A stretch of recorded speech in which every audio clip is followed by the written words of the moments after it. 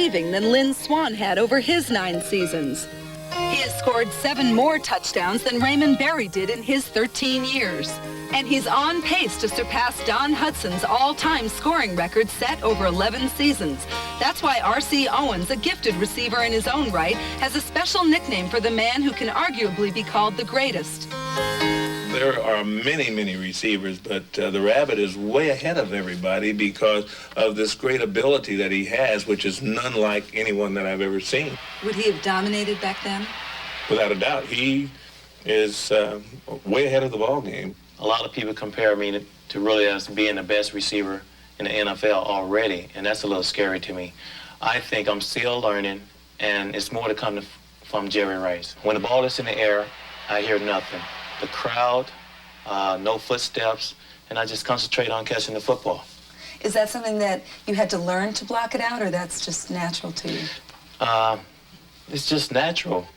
It was also natural for Jerry to follow Roger Craig's grueling workout regimen, and it's paid off. Rice lost more than 10 pounds this year. He's down to 190.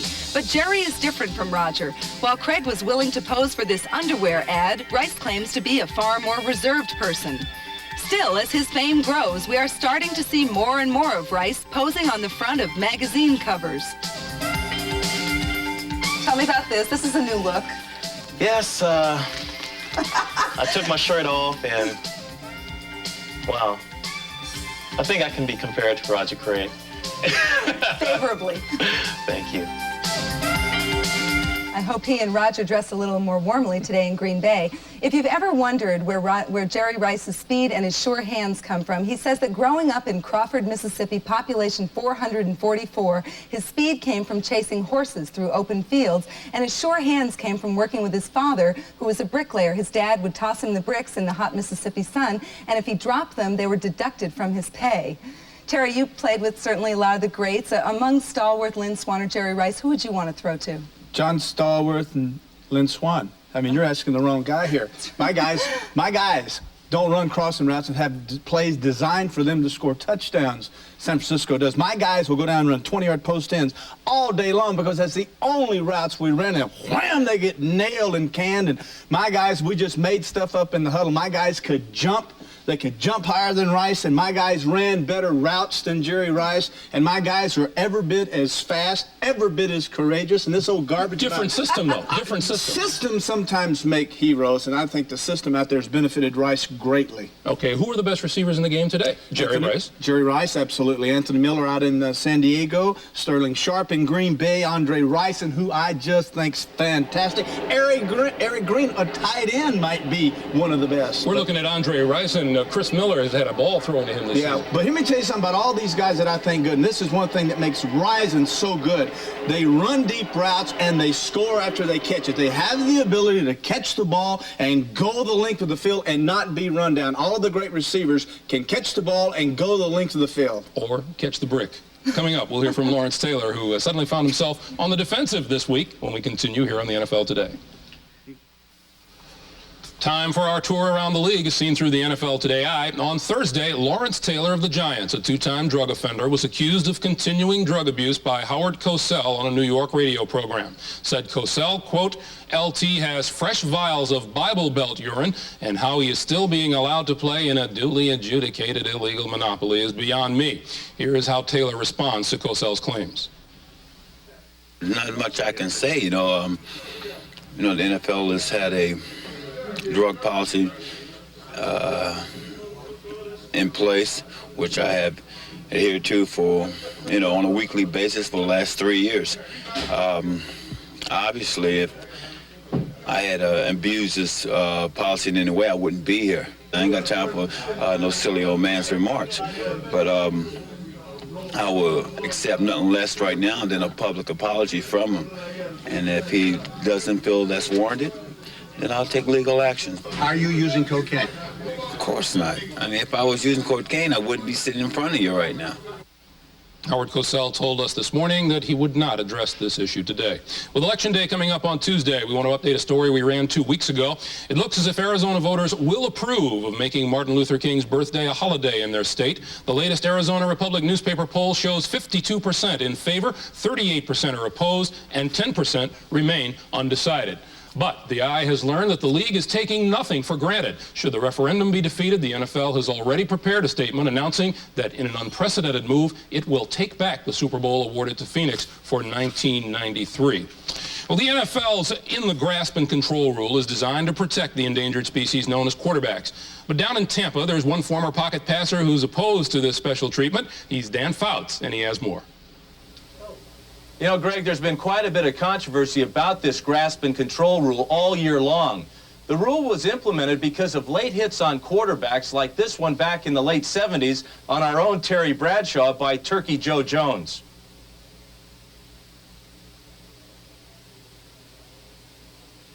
Late hits like this led to the rule, and the rule states officials are to blow the play dead as soon as the quarterback is clearly in the grasp and control of any tackler behind the line of scrimmage. This rule has been widely criticized because of the interpretation of the rule by different officials. The problem is that it's a judgment call. And the other problem is that you have too many words in the rule. Throw out the word grasp, just leave the word control in there, then you've got something. This play against Jim Harbaugh, obviously Harbaugh was never controlled by the Raider defender. In fact, I've searched all over the world to find somebody that really knows something about grasp and control, and he's down on the field. I don't particularly like the grasp and control rule. I mean, imagine if Fran Tarkenton was playing today, what grasp and control would do to his game. Let me give you an example of what grasp is. This is grasp. This is control. But seriously, folks, keep the rule, throw out the word grasp. What do you think, guys?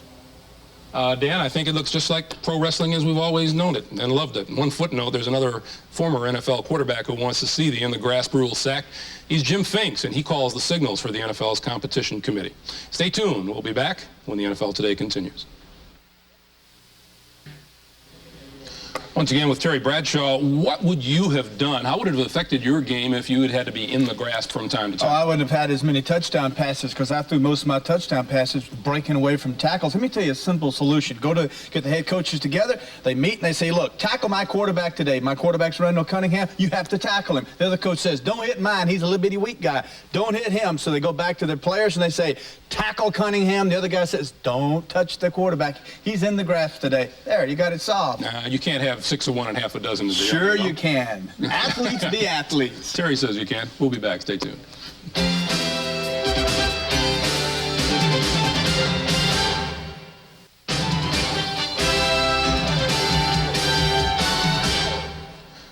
Well, at Lambeau Field, the Packers welcome the defending Super Bowl champs. Green Bay fans haven't yet seen the Magic Man at full tilt. And they won't see him at full tilt all year, but one thing they have seen is the elimination of turnovers. The Packers eliminated them last week against the Vikings and won the game. They need to do the same today. Well, Joe Montana, the superstar, showed last week that he can have an off week and still win. The Packers would need a big effort from Tim Harris to pressure him. Yeah, Packers had 5 interceptions last week. It'll be very interesting to see if they can duplicate that today. Probably not. We'll be back throughout the day with scores and highlights. But now to Green Bay. Pat Summerall and John Madden standing by.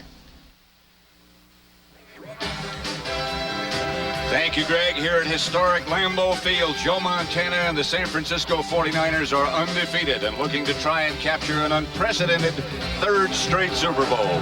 John Madden and I'll be back after this message from your local station. You're watching the NFL on CBS. This is CBS. Historic Green Bay, Wisconsin. Football country, football weather, temperature 40 degrees, and the attention of this entire area is focused on Lambeau Field. The world champion 49ers on hand, hosted by the Green Bay Packers, hard by Lombardi Avenue. I'm Pat Summerall here with John Madden, and I think the question that nags everybody's mind, especially the 49ers, is can they do it again? Well, you know, they try not to think about going all the way. They try and take every game as a separate thing, and that's what they're doing here with the Green Bay Packers. And in talking to the 49ers yesterday, they're concerned because they remember the Packers beat them last year. Joe Montana says we have to be patient. We got Roger Craig back. We're going to have to get a little running game going, and we have to control Tim Harris. What about the Packers? Their 3-4 record, somewhat of a disappointment. Do they legitimately, you think, John, have a chance today? Yeah, I think they probably have a chance for a couple of reasons. One, if they don't have any turnovers, I think they can beat anyone in football. If they have turnovers, then I don't think they can beat anyone in football. And they remember one thing. They have confidence coming into this game because they're the last team to beat the 49ers, and I'll tell you, they're playing that one up big. And we're set to go with Chris Jackie set to kick it off for Green Bay. Deep for San Francisco is Dexter Carter at the goal line. Fumbles, recovers with a hole. Carter has to beat Jackie, and he couldn't quite do it. Almost. Scott Steven finally, but there's a flag down on the play. Yeah, there's a flag way back there at the 15-yard line. Going to be against the 49ers.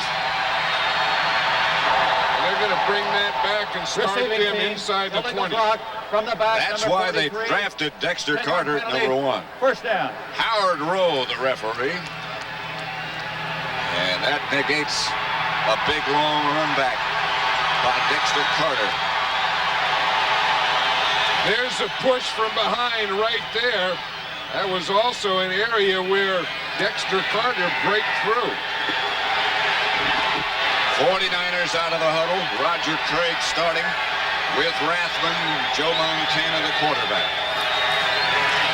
Fakes on first down, gets it out to Rathman. 49er first down. Montana to Rathman.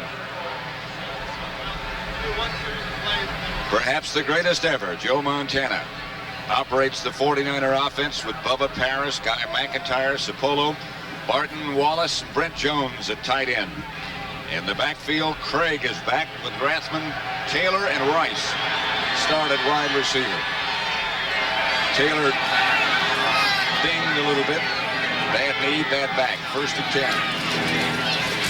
This is Roger Craig. Left side about 3 yards. The Packer defense up front, Brock, Nelson, and Brown. 2 gappers. Stephen, Noble, Holland, and Harris, the linebackers. Harris, the dominant player on the Packer defense. Lee and Holmes, the cornerbacks. Chuck Cecil and Mark Murphy, the safety. 2nd and 7. Oh, and having that Chuck Cecil back there is like having another linebacker, too. Watch number 26. Montana, 3-step drop, outside overthrown to Rice. Incomplete. Mark Lee was the Packer defender.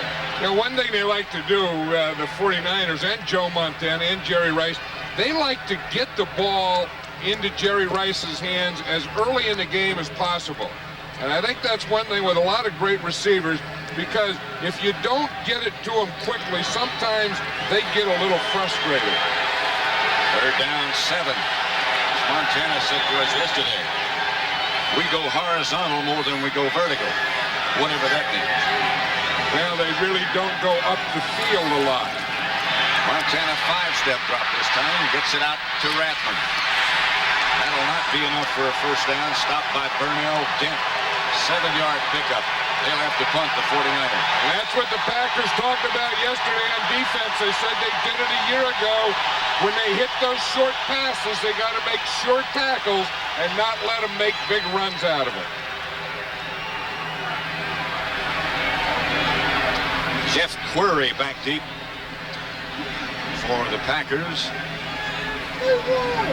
This guy runs like a 4.3 40, and if he breaks loose, he can take it the distance in a very short time. Helton back to punt for the 49ers. Not a very good kick. Fielded by one of the short men. 24-yard punt. The Magic Man, the quarterback, for Green Bay, Don Majkowski. Up front, Weingrad, Ard, Campen, Euchre, and Mandarich with Ed West, the tight end. In the backfield, Woodside and Haddix, Harry Kemp, and Sterling Sharp, the wide receivers. Sharp and Kemp split left. Woodside splits out to the right, leaving Haddix the lone running back. And he gets the carry. The 49er defense after a 2-yard pickup. Here's Hope, Michael Carter, and Kevin Fagan when they go with 3 up front. Haley, Millen, and Walter in the middle. And Bill Romanowski on the outside. In the secondary, Pollard, Griffin, the leader Ronnie Lott, and Chet Brooks. 2nd and 8 for the Packers. Haddix got 2. He again is the lone setback. 2 tight ends this time for the Packers, West and Harris. Majkowski has the pass to Harris. First down, Green Bay at the 49er 32. Chet Brooks made the stop, 18-yard gain.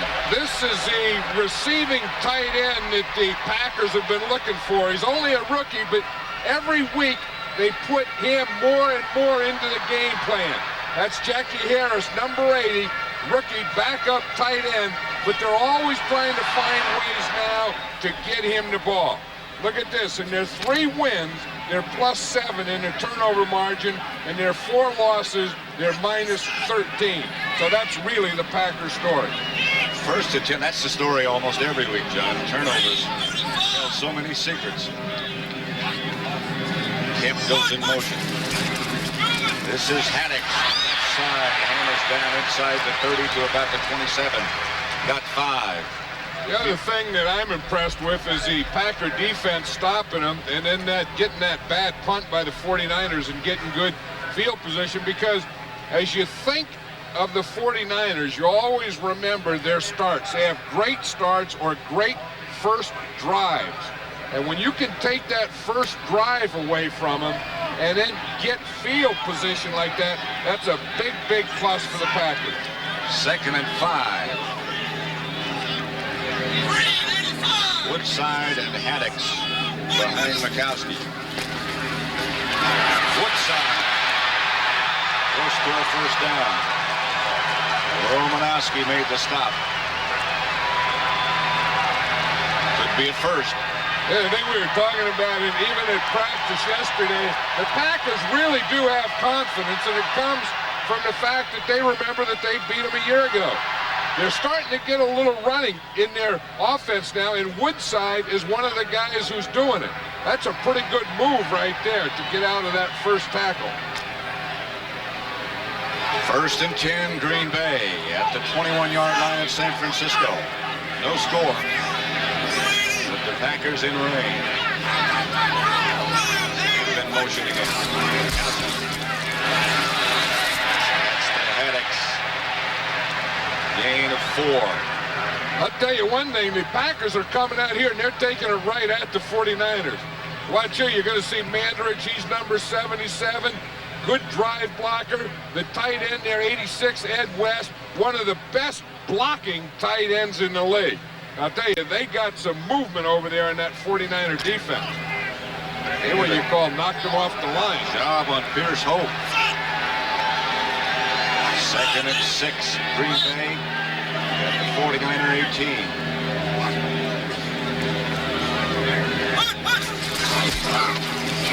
Haddix to about the 14. Another 4-yard pickup, stopped by Haley and Millen. Yeah, Haddix has been a good pickup for these Green Bay Packers. They got him kind of as a blocker, and then when they got rid of Fullwood, remember a couple of weeks ago where he decided he didn't want to play in a Bears game, so they traded him the next day, and Haddix became a part of the running game, so he was a blocker, but he's a good, solid back. And don't forget, this is the #1 team in the NFC against the rush. They're doing a running number against the #1 ranked front line of the 49ers. Flag on the play. I tell you, it all started with the confidence they have in good field position. 12 start. Offense, number 67, 5-yard penalty. Repeat. Billy Ard jumped a little early. Another good acquisition they made. Yeah, you know that plan B will do that. You know, the teams can only protect 37 players, and you can pick up some pretty good veteran players from other teams. Billy Ard, of course, on this Packer team is one of those guys. Third down. 3 wide receiver setup. Actually 4. Markowski underneath to Sterling Sharp. Close, but not a first down. Ronnie Lott made the hit. Anyone who comes in the middle needs to be aware of Ronnie Lott. Now the fans here at Lambeau Field, they want him to go for it. It's going to be a 4th and short. You're 3 and 4.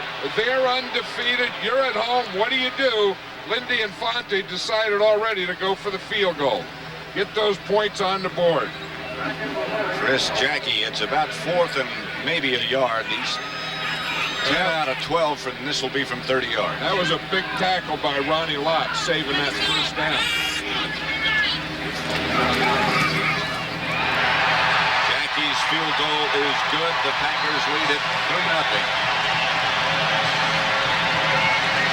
Early in this contest, 7:10 remaining first quarter. 8 plays, 39 yards. They kept the ball 5 minutes, 34 seconds. 30-yard field goal by Jackie. The Packers lead 3-0. Yeah, that's a good start for the Packers. It was a good drive, but as I said before, the big play on that drive had to be the tackle Ronnie Lott made on Sterling Sharp, stopping that first down and making the Packers settle for a field goal. Dexter Carter and Spencer Tillman back deep for the 49ers. Jackie set to kick it off. A little bit of a breeze behind his back, not much. It's Carter who almost broke the opening kickoff. This time he starts from the 5. Out to near the 30. Let's watch that third down play again, and we'll see Sterling Sharp is up on top. He's a receiver on top. There's going to be right here a little pick. Here's Sterling Sharp. Here's Ronnie Lott right there.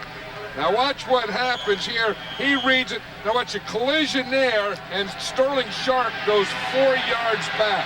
Watch the hit here. Boom, is there a first down? Nope. By the time he gets finished tackling, he takes him back 4 yards. 49ers with Montana leading back to throw. Made about 5 choices and finally threw it over the head of John Taylor. That's what he does so well. And that's what he was talking about, patience. He said that the Packers aren't going to put a lot of pressure on you, but they just play those 8 men back there in the zone, and you have to have patience to wait until your guys get in those holes or seams of the zone to hit the underneath guys. 2nd and 10 for the 49ers. On their own 29. Montana gives to Craig. Maybe a gain of 1. Roger Craig, who's been out, what, 4 weeks, 3 weeks? Anxious to play the next week after he got hurt. His problem was his knee. Finally, he's back. He was on the bus yesterday talking to us about his knee, and he says that he thinks the toughest thing for him today is going to be, 1, getting the leg tired. They don't want to play him too much so the leg gets tired. But 2 is running sweeps or anytime he has to make a burst. Brent Jones was the man in motion on 3rd and 10. Outside to a wide open Harry Sidney. 49er first down near midfield, about the 48. A pickup of 19 yards. Leroy Butler made the stop. You know, the Packers dropped the coverage here. No one covers Harry Sidney. But this is where Joe Montana is so good. There's a lot of quarterbacks that no one covers a guy and they still don't find him or see him. But if you leave a guy uncovered, if you drop or break a coverage, I'll guarantee you this guy is going to find the guy you dropped or left open. So 1st and 10, 49ers at their own 48. Packers leading 3-0. Sidney goes in motion. To Dexter Carter. Hit at the line of scrimmage and knocked backwards by Scott Stevens. Loss of 1. I tell you, that was more than a hit by Scott Stevens. I mean, that was darn near something you'd call that police number for. Watch his hit. I mean, that's a perfect tackle. Then he picked him up and slung him down and drove him back, and his feet flopped over. That's a 9-1-1 tackle. It's a ragdoll tackle. Yeah, that put him going back where he came from. 2nd and 11. Montana to throw it. Drops it out to Rathman. Rathman near a 49er first down. A pickup of 9. Not quite enough. Stopped by Weddington. We're talking to Brian Noble yesterday, the inside linebacker of the Packers, and he said he thinks Tom Rathman is the most underrated player on that 49er team. He said that guy's just a football player. In fact, what he called him was a gritter. Right. And I think when you look at Rathman, that's a pretty good word. He's a gritter from Nebraska. He has caught 3 today. 3rd down at 2. For the Niners. Rice goes in motion. Montana gets it out to Rice. And he gets more than enough for a first down, a gain of 8. See, and that's Jerry Rice's first catch. And I think that's the thing that the 49ers always want to establish early. As I said, get the ball into his hands. Now, the way they did it, remember early in the season, he was having trouble in the first game. He was having trouble with tight coverage. So they started moving him around, putting him in motion where you can't be bumped on the line of scrimmage. 1st and 10. Montana's 5 out of 7. 49ers Green Bay 35. That's Craig. Almost broke away from the bunch, but stopped by Johnny Holland. Johnny Holland make that. Yeah, you watch Roger Craig in practice yesterday. In fact, the whole 49ers, you watch them in practice, and they practice. Everything is so fast. Everything is so quick. Everything is so spirited. And I think it's kind of led by the attitude of Roger Craig there. I mean, he's a point where if he were a horse, you'd call him frisky. You know what I mean? He got that, that high boom, boom, boom, and they practice everything at a higher level than anyone else that I ever watched. He runs everything as if it were a touchdown run. Montana to Craig at the line of scrimmage. Brian Noble. A yard, maybe 2. One thing, it's tough coming back. And then playing where they're really going after you. You stand on the sideline, you're watching, and then you get in the game, and now you're not watching anymore. And I think Roger Craig stopped in the hole that time. Brian Noble made a heck of a tackle on him and fired up this whole Packer defense. 3rd and 5.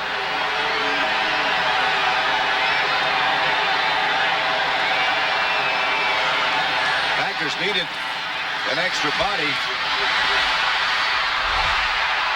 Jerry Rice covered by Mark Lee, but he was open.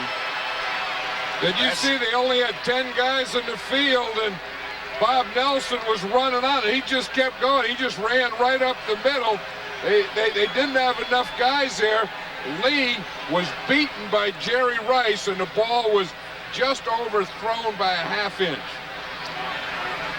Mike Kofer will try from 47 yards away to tie the game. He's 13 out of 19, including that clutch win last week to beat the Browns. 49ers moved, and that might have taken them out of that field goal range. It would move it back 5 to 52 yards. Perhaps he could still reach it, but he's against the wind a little bit. And I think if it's against there, George Seifert will probably decide to punt. Number 77, 5-yard penalty. Repeat, 4th down.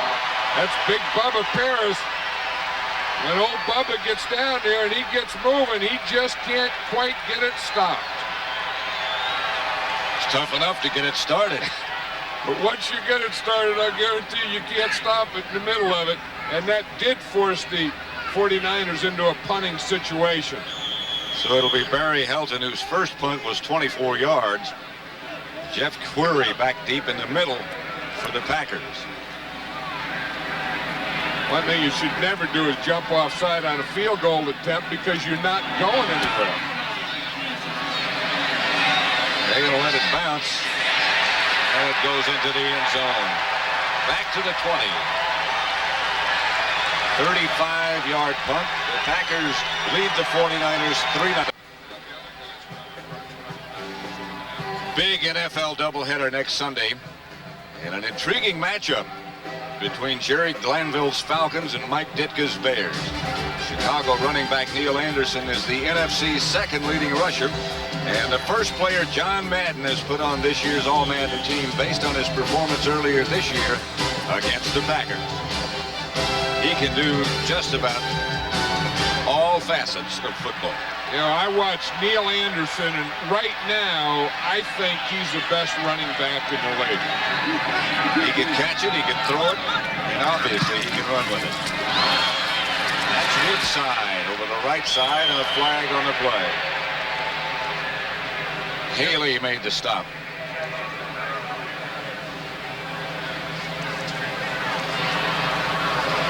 Howard Rowe, the referee.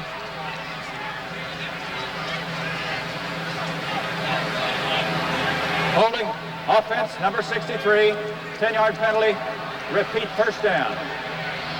Yeah, that's the center, James Campen, and he has a big job today because on running downs, he's playing against Michael Carter, and most nose tackles are loads anyway. But when you play against Michael Carter, he is a real load. Jim Burt is in there on this play. They alternate their nose tackles, but their nose tackles are always going to give these centers problems. Kemp is the man in motion. McCaskey back to throw.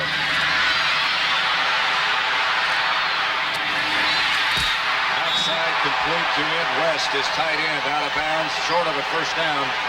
But a pickup of 19, stopped by Michael Walter. This is the thing that Mikowski can do. If you're going to rush him, you still have to keep him contained.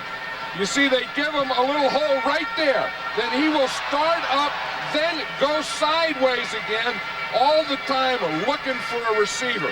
He does that better than anyone I've ever seen, where he steps up and then goes sideways again.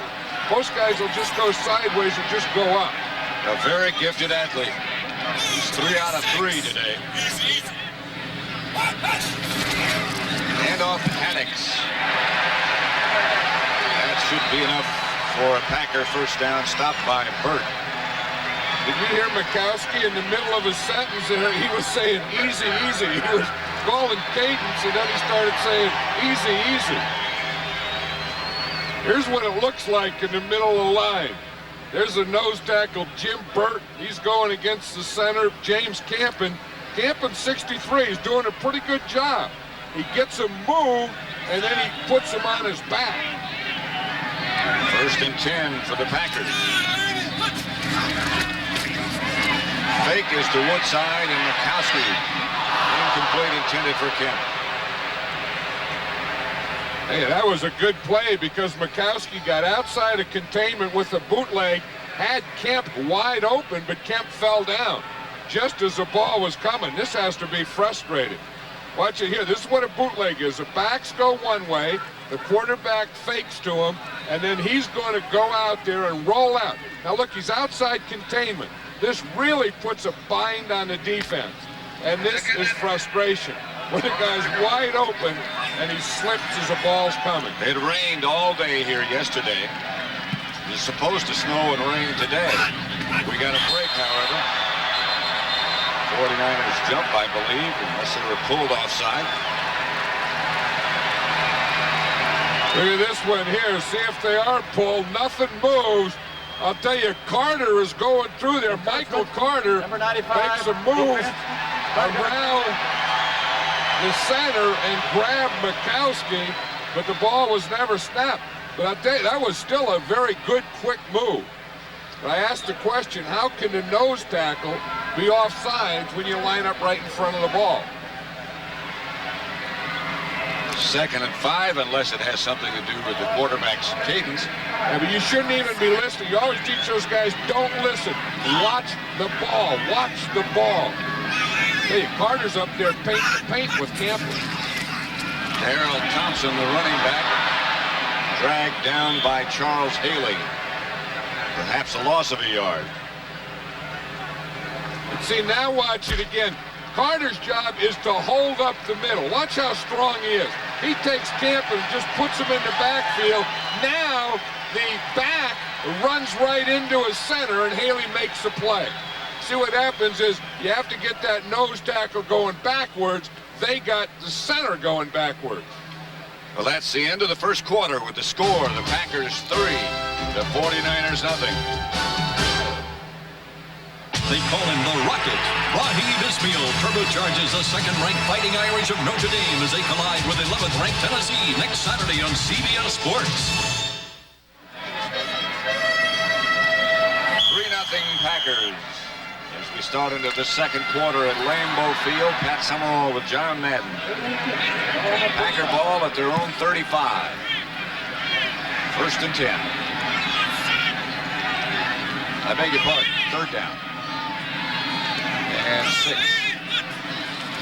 Mikowski out of a spread formation. Gets the ball to Jeff Curry. 1st down Green Bay. Gain of 9. Romanowski made the stop. Yeah, they take these Polaroids and the shots. See, this is the team film guy. And what he is doing is he is filming the game with all 22 players.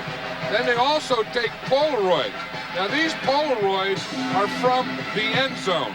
They take those still shots from the end zone, send them to the bench so they can see the alignments and the adjustments. Ball's at the Packer 44 in their possession. Mikowski backtracks. Sidearms it out of bounds, incomplete, nobody there. He had to sidearm it out there because Charles Haley was breathing down his neck. I think that, you know, of all the pass rushers in the league, this guy here, 94, is one of the best athletes. He was pushed, knocked down, rolled over, jumped up, and still got to Mikowski. I think if you play the 49ers and you're going to pass, and that was the thing that Lindy Infante talked about yesterday, we can't let Charles Haley dominate this game. You better find out where he's lined up. 2nd and 10. Thompson is the setback. Sharp is the man in motion. Mikowski off to the races. Slides close to a 1st down. He might have it. Haley made the stop. Hey, this guy is something, this Mikowski, because he can not only throw it, but he can move and throw it, and he can run. He is very gifted. This is going to be an interesting mark here, though, because it's either going to be 4th down and very, very short, or it's going to be a 1st down. As I look at it from here, raw eyes, it looks like it's right on the marker. Your raw eyes are pretty good usually. That's from a lot of years of coaching, but they give him that many inches. That's the only time they ever show you how far it is to go on 4th down.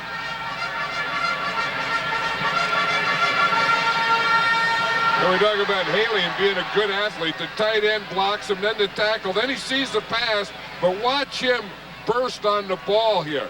He chases him all the way and gets there just as Mikowski goes down. That looked like a questionable spot. Yeah, I would think so. I mean, it looked like he was to the line and they brought it back. And then it's only 3rd down. 3rd down, they're going for it, of course, on 3rd. Jackie Harris in motion, they give it to Thompson. I don't know if he got it or not. No, he didn't get it. Now is the interesting one. Now you got that 4th and short. You didn't get it on 3rd down. What are you going to do now? Okay, that's Michael Walter who's hurt. He was just activated for this game again. He'd come off. Remember, he had the broken finger. They put a pin in his finger. He played again and then broke the pin out of the finger again. And this is his first game back. That time he just got kneed in the head, it appears. 3-0 Green Bay.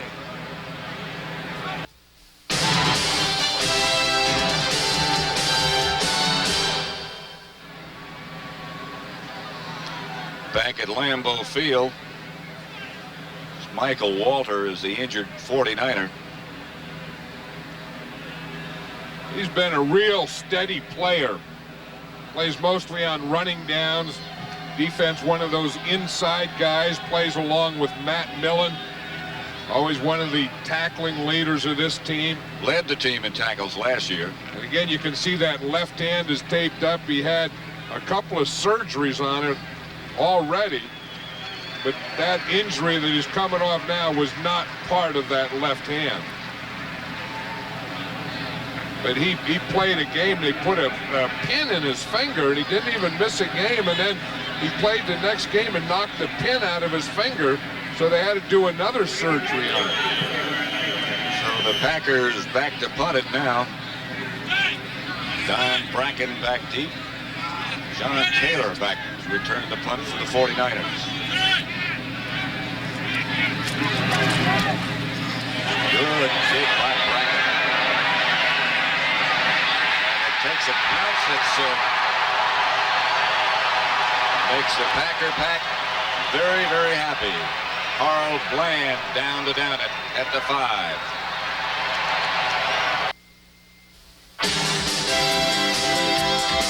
CBS Sports coverage of the National Football League is sponsored by Cadillac. Discover why the only way to travel is Cadillac style. Kentucky Fried Chicken, nobody's cooking like today's KFC. And by United Airlines, serving over 200 cities in the U.S. and around the world. Come fly the friendly skies.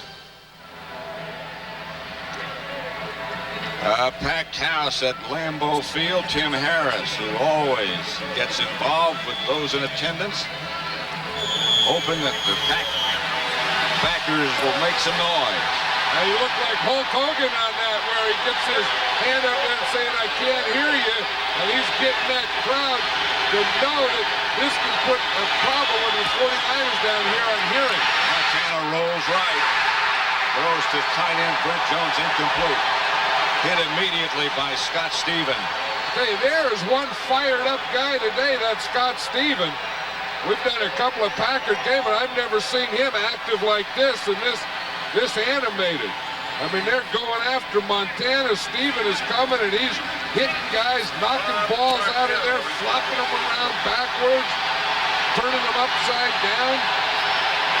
2nd and 10. Rice right, Taylor left. Craig in motion. Montana to throw it. Incomplete. No flag. In the direction of Taylor, covered by Jerry Holmes. Covered very well by Jerry Holmes. That's one of the toughest things to cover, is that slant pattern. Jerry Holmes is one of those guys who was picked up by the Packers from Detroit and is a good corner. If you look at Jerry Holmes, number 44, you wonder how he's even played in this league for 9 years. He has the skinniest legs I think I've ever seen. He has to wear about 5 pairs of socks to keep those calves to look like a pro football player. He has a tough time keeping his shoes on even. Packers showed Montana a blitz and got out of it. Montana gets at Mike Wilson, not enough for a first down, stopped by Mark Murphy. And the San Francisco 49ers will have to punt. Those are the two things the Packers wanted to do. Knock Joe Montana around and then make good short tackles when he hits those short passes. They did both of them on that play. Mark Murphy, a very, very solid player. Like Lindy and Fonnie says, they're going to catch some, but don't let them make big plays out of little plays. Query back deep for Green Bay. Back there by himself as the Packers have the 10 other people up on the line of scrimmage. They're trying to set up the punt return. Query signals fair catch. And the Packers will take over at the 49-47, a 35-yard punt. And Green Bay still leads 3-0.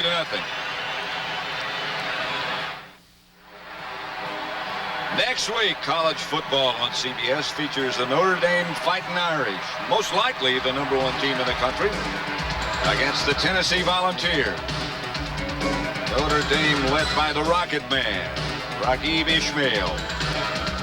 He's returned 5 kickoffs for touchdowns in his career, a contender, of course, for the Heisman Trophy. All begins 2 o'clock Eastern with college football today. Well, it's worth watching Notre Dame just to watch Rocket. I'm sure there's 28 teams in this NFL that are waiting for him to get here because that guy can be a game breaker wherever he plays. Mikowski, speaking of game breakers, this is Haddix inside the 40. Pickup of 8. Stopped by Kevin Fagan. You know, the one thing, when we were here yesterday, you could just see the confidence of this Green Bay team. The players, the coaching staff, they're feeling Mikowski, and then they carried that same confidence into today's game. Haddix got a good block from Keith Euchre. Jam right, Sharp left.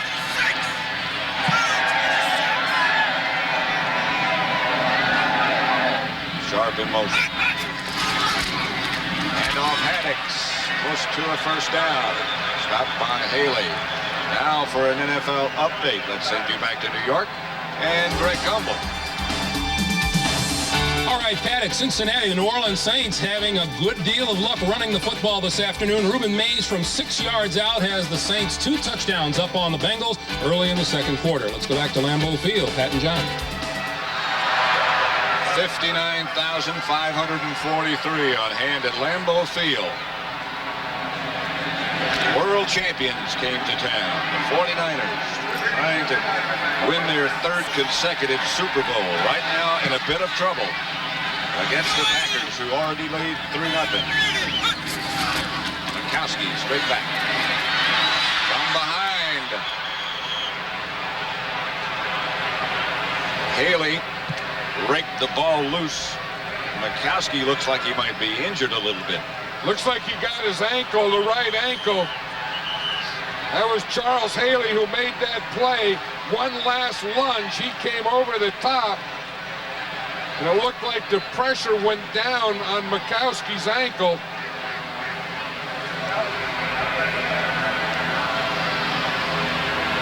Because it was one of those things where he was stepping. He wasn't ready to take a hit. It wasn't expected hit. See, it comes from the backside. You see it as Haley. He's going to strip the ball. He's trying to protect it, and it looks like an ankle. The right ankle.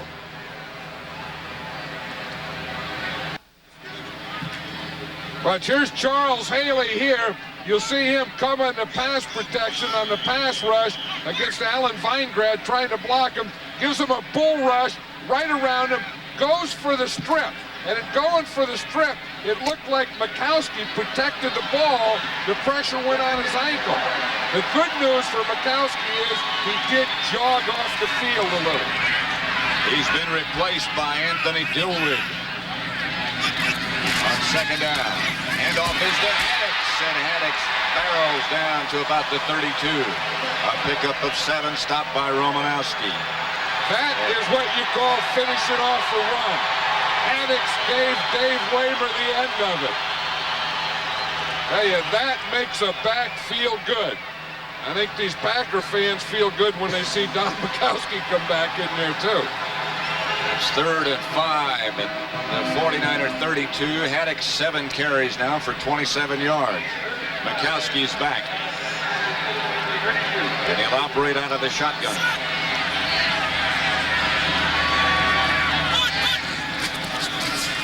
And off to Fontenot. Back to Mikowski. Haley's there with him. Mikowski circle left.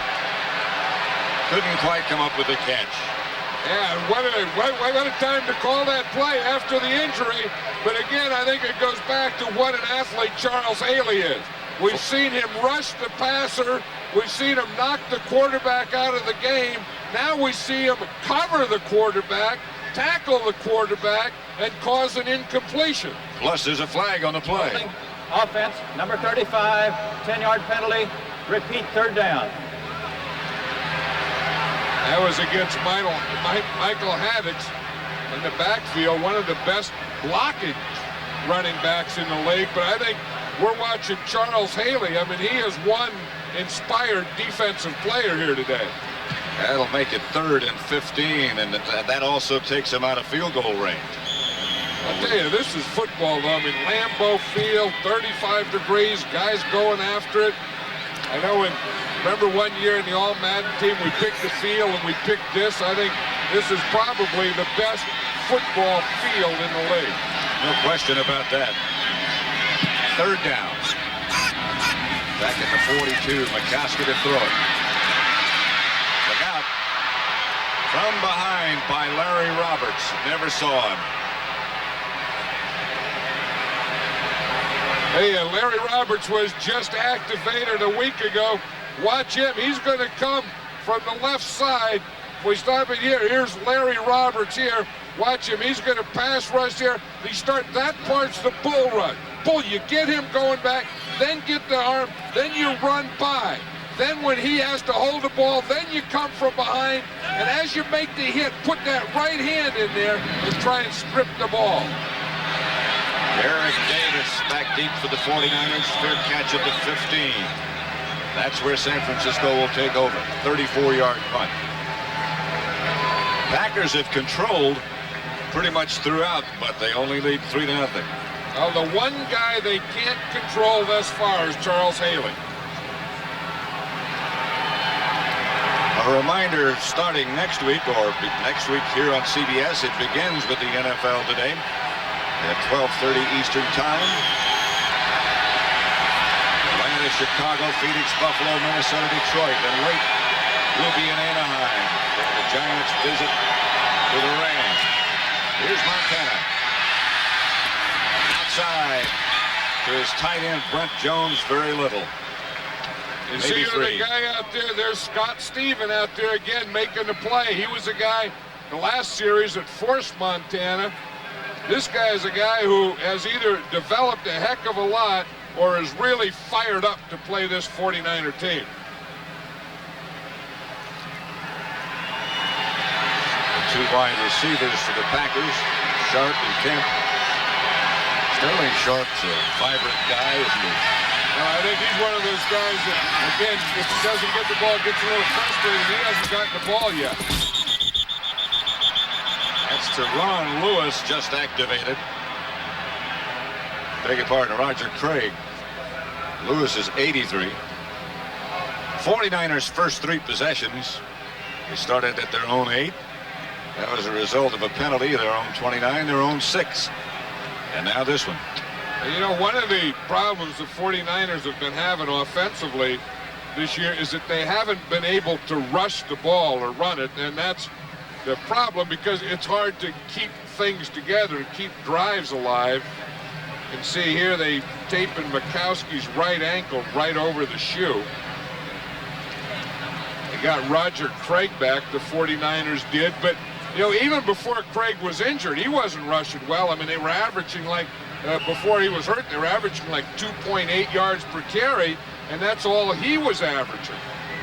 So then you say, well, what is it? Him, he lost a little weight. Is it the offensive line? You know, they haven't had that group together for a long time.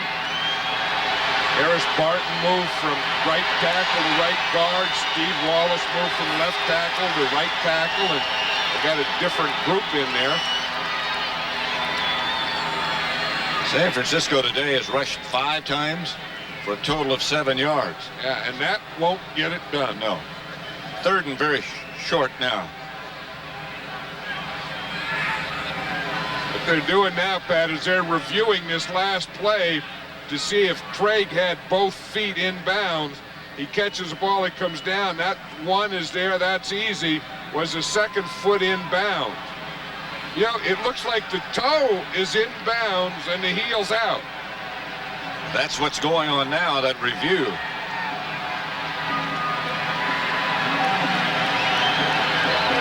I don't know if a toe equals a foot. Because the heel was out of bounds. I think if you're any part out of bounds, I think they're probably going to rule that out of bounds. Because you look, see the first foot goes down, that's easy. The second foot, the toe is down, but the heel is out. If the heel's all the way down. Yeah, if the heel is. And that official back there, you can't tell.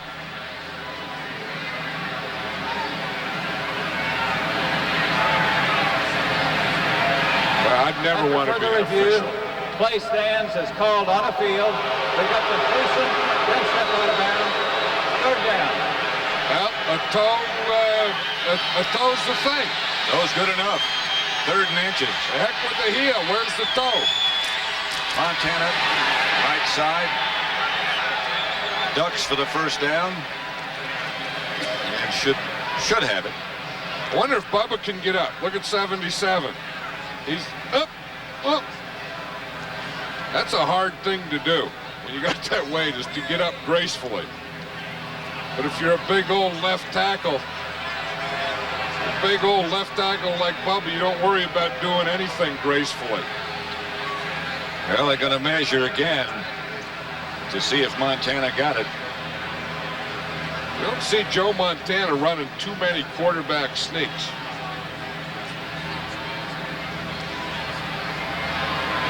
First down, San Francisco. And the 49ers, this is 9 o'clock San Francisco time when this game started. And I think, or 10 o'clock, excuse me. But, you know, they were out there at 9 o'clock at pregame warning. And to me, and I'm not making excuses for them, but they look like they just haven't gotten their wake-up call yet. I mean, they're not in sync, and offensively, they're not playing like the 49ers. Dexter Carter in the backfield with Craig this time. He is hit behind the line of scrimmage by Scott Stephen first. A loss of 3. The nose tackle gets penetration here. Watch number 79, that's Bob Nelson. He gets in the backfield. Boom, you see, he gets here. Now he knocks McIntyre, the guard, off, 62, who knocks the back off. That's kind of like a bowling thing. You hit the head pin, and then boom, it hits some other pin. Nelson hit the center, who hit the guard, who hit the back, and that's why the play lost yardage. Destroyed the play. Second down. 13. Back at their own 23. Montana. Gets it out to Taylor.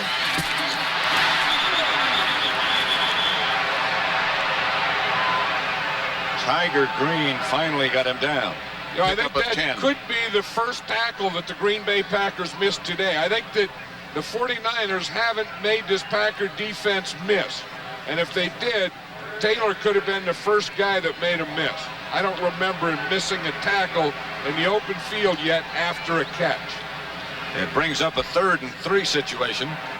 5:40 left to play in the first half. The Packers leading 3-0.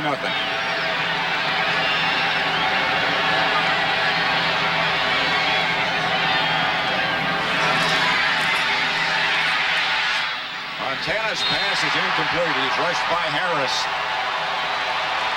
Intended for Rice.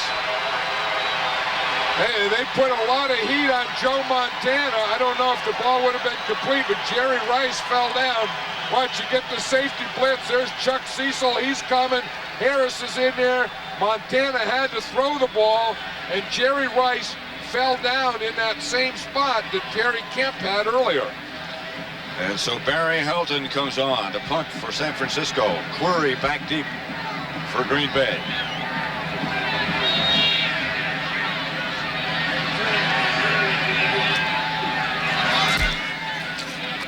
Line drive kick that should set up a return of some sort.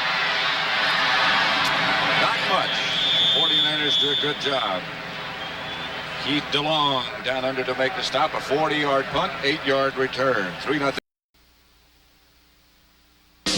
Who would have thought it? The New York Giants, 7 wins, no losses, their best best start ever. Can the Rams stop their roll next Sunday? In Green Bay, and everybody who is able to be at Lambeau Field via Lombardi Avenue is on the way. Look at those big old sausages they have here, Pat. They don't have like little hot. They have big old things they call brats. And they get here early, and they come from all. This isn't just a local team. This Green Bay. This is a state thing. That's exactly right. They come from all over the state. Here's Mikowski back to throw it. Again under pressure, but the pass is complete to Perry Kemp. For a gain of about 12. Stopped by Darryl Pollard. And then we can see Mikowski can run and move, but he can also hang in there when stuff's flying around him. Watch as he just steps up and hangs in there and keeps looking. Look at all those guys all around him. He gets spun around and then comes back and finds Kemp. And Packer 1st and 10 at their own 46. One of the toughest things for a quarterback to step in here and look downfield and have guys rushing you and not look at them. Back again is Mikowski. Caught by Ed West. Stopped by Millen. Gain of 7. Yeah, the Packers came into this game with confidence, and then as it goes, you can just feel that they're getting more confident, can't you?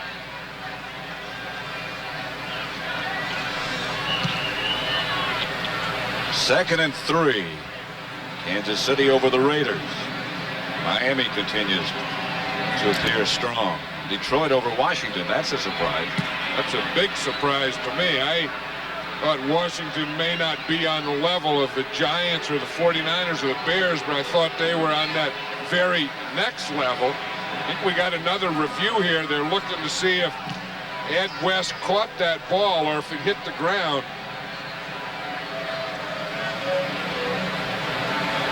This is so tough now with all these angles and replays and everything, and the ball hitting the ground at the same time the ball's caught.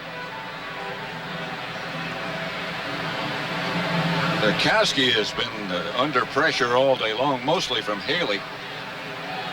And look at the book on him. Well, you can see that they've sacked him twice already. They've hurried him. That means make him throw when he's not ready to. Is called on the field. Completion. Second down. They've knocked him down a couple of times. They've also knocked him out of the game, but just for a play with that injured ankle. So they are putting the pressure on him, but I'll tell you, he's hanging in there. He has 2nd and 3 now. 3:50 left to play in the first half, and the Packers leading 3-0. Darrell Thompson, the lone setback, and the fake is to him. Mikowski has Jackie Harris. Harris, flag on the play. Harris all the way down to the 49er 15. Darryl Pollard finally brought him down. It's going to be against the Packers because their offensive linemen are all staying back here. It's again the bootlegs. Backs go left. They sneak Jackie Harris, their big play backup tight end rookie, across the field. I'll tell you one thing, he can get open, he can catch it, and then he can run with it after he catches it. But it's all going to be brought back. Illegal use of hands. Offense, number 63. Hands to the face. 10-yard penalty. Repeat, second down. Yeah, that's on the center again, James Campen, who has a tough job of blocking Michael Carter and Jim Burt and all those different changes they're going to throw at him. See it right there in the end zone. You see Carter is starting to go to his left side. So he just pushes him to the left. Now, then at the end, right in the middle of the thing, he looked like he started to pull him down. Charge team, timeout. The sad thing about that is Mikowski was already outside. Timeout, Green Bay. 3:31 left to play first half. 3-0 Packers.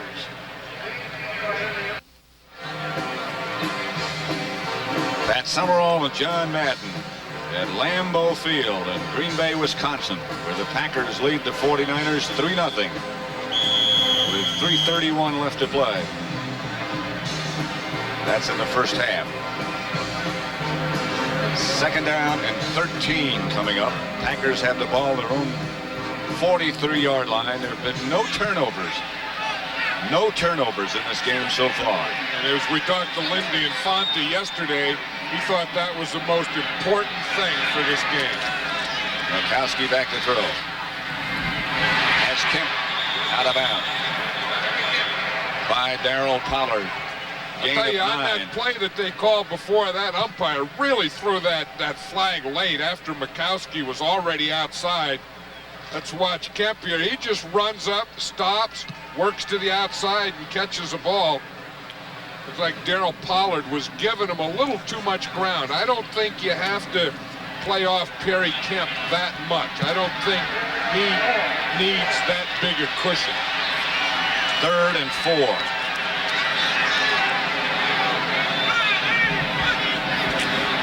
Mikowski to throw it again. It does. And complete again.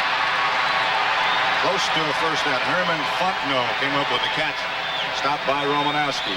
Gain of 5. That may be enough. Herman Fontenot is a third down back for the Packers, and he's the guy that they bring in and try and get the ball to on those situations. They weren't sure if he could even play today. He didn't practice a play all week. It is a Green Bay first down at the 49er 43.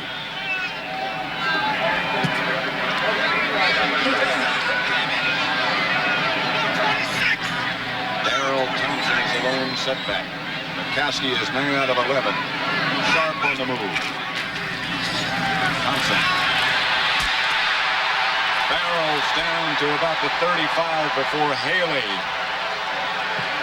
And Chet Brooks finally wrestled him down. Hey, watch the right side of the Packer offensive line here. Again, good movement by Mandarich and the tight end. They knocked Pierce Holt back off the line and turned them around, and that was what created the hole for Haddix. So we get the 2-minute warning with the Packers on the move and leading 3-0.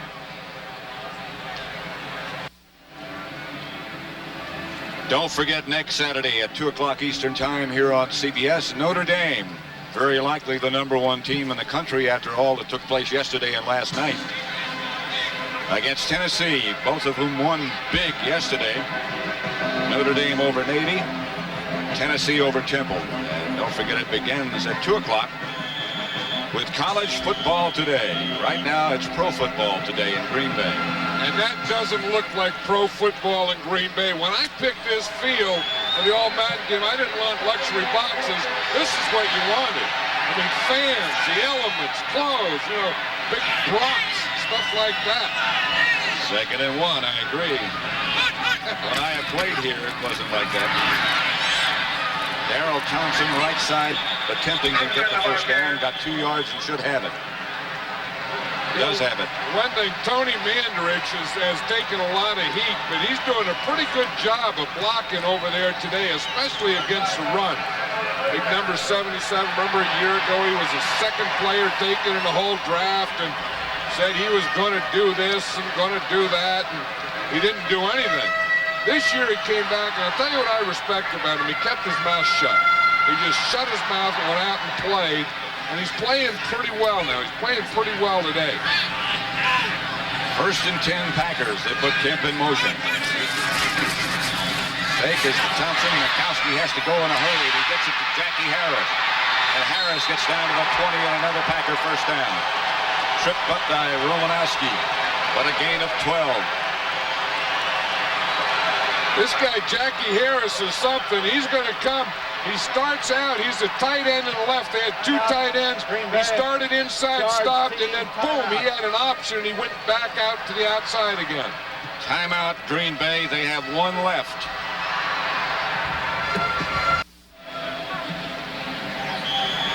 .58 seconds left to play in the 2nd quarter. And the Packers got a field goal on their first possession. And that's been the scoring. It's 3-0. Green Bay over San Francisco.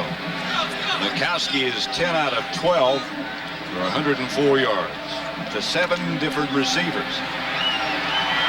Joe Montana looks on. Here's the thing, the 49ers haven't been held scoreless, but if they don't get something going, that string's going to be broken. Mikowski hit by Haley just as he let the ball go. Pass intended for Perry Kemp. Well, that Charles Haley, you know, we were talking to him yesterday, and he said, you know, the coaches always say you play against Mikowski and you gotta keep him contained. He said that means being passive. He said what I think you got to do is you just go after him.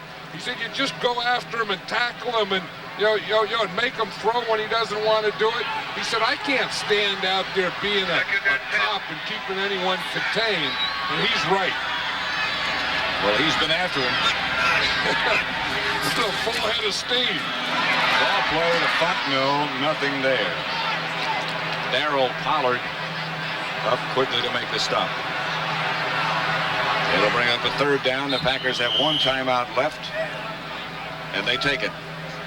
Lindy Infante said that he didn't want Charles Haley to dominate this game on defense, and the Packers are doing well. They have everything going for them. They're moving the ball. They haven't had any turnovers, but Haley is dominating this game on defense. They haven't found anybody to block Charles Haley yet. Hey, if I could take one player with me to start a defense, well, I'd probably take Lawrence Taylor, and I'd probably take Reggie White, and then I think I'd go after Charles Haley and get him third. You'd have a pretty good nucleus, I think. Then I'd take this guy. I'd take Ronnie Lott. I think that, you talk about leaders, and Joe Montana's a leader, and this guy's a leader, but Ronnie Lott, to me, is the soul of the 49ers. You keep getting those guys, and you might get back into coaching. Well, if I could get, I started off, I get greedy, I'm going to take one player. If I could take one player, by the time I end up talking, I already got 4, and there can't be more coming. Because I'd probably take Tim Harris, too, already. Well, we might give you a franchise. You let me take whoever I wanted, I'd take the franchise, too. Here's Mikowski going for Sterling Sharp. Touchdown.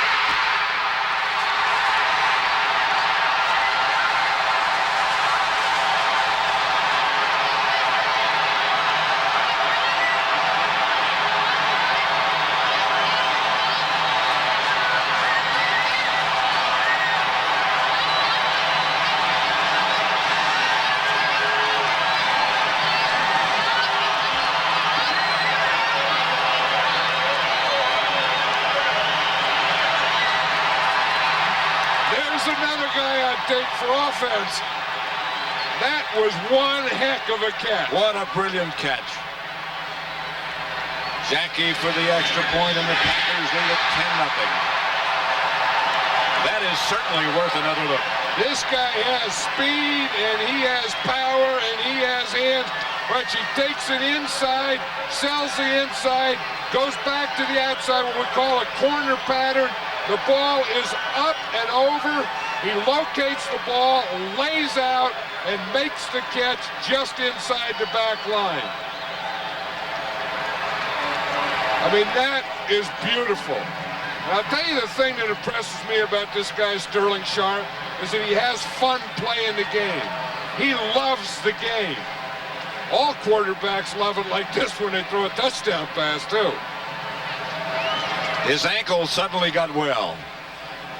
Great catch. You see, he always has a smile on his face, and a ball in his hand, and a cap on his head. That's how he looks in practice on Saturday, and he's just always having fun. I mean, he's joking with everyone, and he's kind of the life of the team.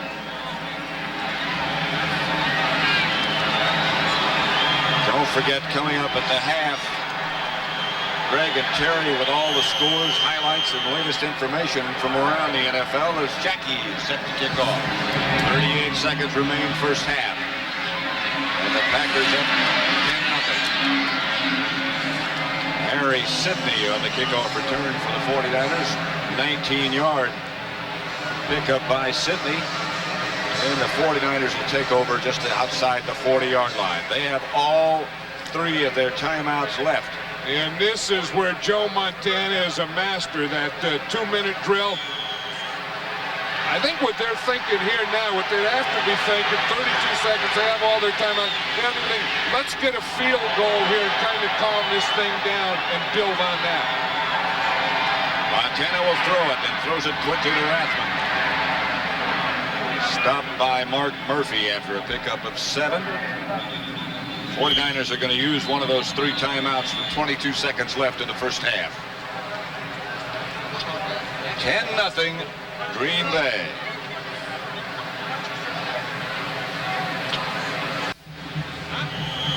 Let's watch the touchdown again, Pat. Here's Sterling Sharp. He's playing against Eric Wright. Ronnie Lott can't get over. Boom, up, in, and back to the corner. Watch the moves that he makes. Coming off there with power and strength and speed. Back inside. Perfect throw by Don Majkowski. 2nd and 3 for the 49ers. Montana with back to throw for Rice, and he got it. Down to about the 23-yard line. Stopped by Murphy and Cecil. The Packers were a little confused on defense. Well, and again, you know, you watch Joe Montana in a 2-minute drill, the end of half, end of the game, do it so many times. The 49ers, their sideline, they know he can do it. But then after you do it so often, the other team starts to believe that you're going to do it to them. And as you pointed out, what they really had in mind, of course, they'd like to have a touchdown, but get down there and get a field goal and settle down with that. And they're certainly within range now. I think if they could come out of here with the way they've played, I mean, the 49ers have been dead. They've been flat this first half. If they could come out of here down just 10-3, I think that would be a big plus for them. There's Hank Bulla, the defensive coordinator of these Packers, who has really done an outstanding job at defending the 49ers. 49ers have only made 5 first downs. Clock has 16 seconds left. Montana, number 16, back to throw it. Trying for the touchdown and got it to Taylor. Again, he has done it. They call Majkowski magic, but there's magic. Hey, there's 32 seconds, and you think, oh, that's not much time, but for Montana, it's like 2 hours. I mean, he just goes down. Look how calmly he does it. Looks all over the field. Good pass protection and a good pattern by John Taylor. Hofer for the extra point to make it 10-7, and all of a sudden, what looked like such an inept 49er team is on the scoreboard. 3 plays, 59 yards, 23-yard touchdown pass, Montana to Taylor. Hey, we just saw Sterling Sharp make a play, and the same type of pattern. Sterling Sharp ran a corner. John Taylor ran what we call the opposite. It's a post pattern. You run down and in to the goal post. A corner is down and out to the corner of the end zone. And we saw Sharp on one end run the corner, and then John Taylor on the other end run the post pattern. And still 11 seconds left on the clock. That's why these guys are world champions. Won 2 Super Bowls because they could do things like this. The minute you say they're flat, the minute you say they don't look very good, they have a drive like that. 59 yards and 27 seconds. And it sort of put a hush over the crowd, didn't it? And it put a shake in Lindy and Fonny's head.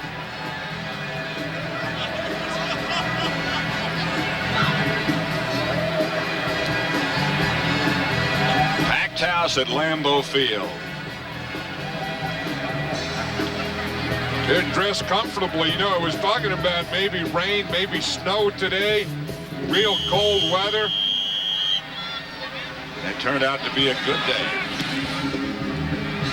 Hofer's kickoff. Handled by Haley.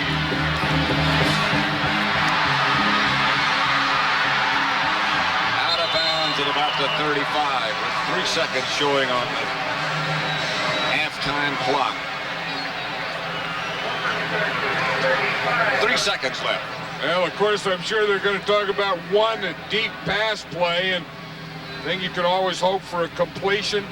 The other thing is a defensive penalty, because even though there's only 3 seconds left, we have to remember that the half cannot end, the half or the game cannot end on a defensive penalty. So 1 minute stadium minutes, so about a full 13 minutes here at halftime. 3 seconds left to play. The Packers will just sit on it. First half. Packers have dominated, but it's 10-7. That's the end of the first half with a score. The Packers 10, 49ers 7. CBS Sports coverage of the National Football League is sponsored by Mitsubishi. The word is getting around. Braun electric shavers. It's through superior design that superior performance can be achieved. And by America's favorite light beer, Miller Lite, the sole sponsor of the NFL Player of the Year Award.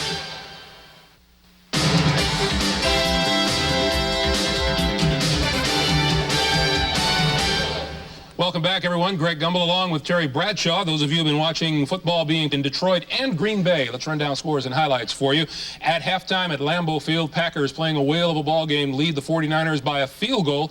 10-7 is the score. It was a 3-0 game before Don Majkowski went up top to Sterling Sharp. If you're going to score, the thing you want to do is get man-to-man coverage with your best receiver. Sharp beats right, gets in the end zone for the touchdown. And then with 11 seconds to play in the first half, Joe Montana 23 yards to John Taylor. That's how it stands now at halftime. The Packers leading the 49ers by a score of 10-7. They're also at halftime at Riverfront Stadium in Cincinnati, where the Saints are leading the Bengals by a touchdown. And the Saints have been able to run the football today. Gil Finnerty taking a delay handoff, goes up the middle for 5 yards and a touchdown. Ruben Mays also scored a rushing touchdown before Boomer Esiason began to get the Bengals going. Inside, notice Boomer just staring it down. I'm surprised he was able to complete this way his eyes. If I were a defensive back, I'd have stared him, followed him. I would have made the interception. Maybe. Craig Hayward has 85 yards rushing for the Saints. They lead it by a touchdown. Meanwhile, at Pittsburgh, the Falcons have been able to take advantage of turnovers and lead the Steelers at halftime by a score of 9-0. At Kansas City, the Chiefs leading it at Arrowhead by 2 field goals. 6-0 is the score there. Kansas City has blocked a 5th punt on the season for them. At Miami, the Dolphins, with the #1 defense in the National Football League, leading the Cardinals by 10 at halftime. Also, at the Silverdome in Pontiac, Michigan, the Lions by 2 touchdowns over the Washington Redskins. Now watch this pass by Rodney Peete. Off of number 84, Richard Johnson, Robert Clark, innocent bystander, suddenly turns into a touchdown scorer. Hello. 33 yards and a touchdown. The Lions led 7-0. Now Stan Humphries going to try to rally the Redskins. Well, he does a nice job. Notice to the left, pumps to the left, and then he's too late coming back. White is sitting right there. The ball should have never been thrown. Easy touchdown, and William White's first of his NFL career. And the Lions are leading it by 2 touchdowns over the Redskins. Meanwhile, the New York Jets at the Meadowlands lead the Dallas Cowboys 7-6 on the strength of Terrence Mathis's 98-yard punt return. That ties an NFL record. It's the Jets by 1 over Dallas at halftime. And New England is at Philadelphia in the second quarter. As they approach halftime, it's the Eagles by a field goal. The NFL Today will continue on CBS after this word from your local station.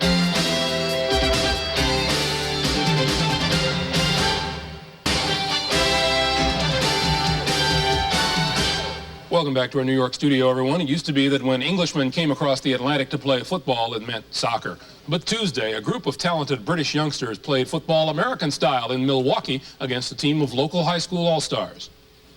You can make a difference of what happens with American football in Great Britain. You have an opportunity as an athlete to do something that you can talk about, not only to your mates today, but to your kids and your grandchildren maybe in the future, because you are doing something that's not happened before. So have fun, and I'll have a heck of a lot of fun watching you guys. Enjoy it.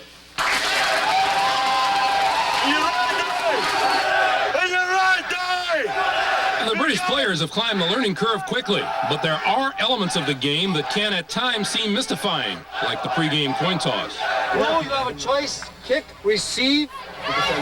You understand you may receive if you want. They chose to defer to second half. No! Yeah, I'm not taking prisoners today. No.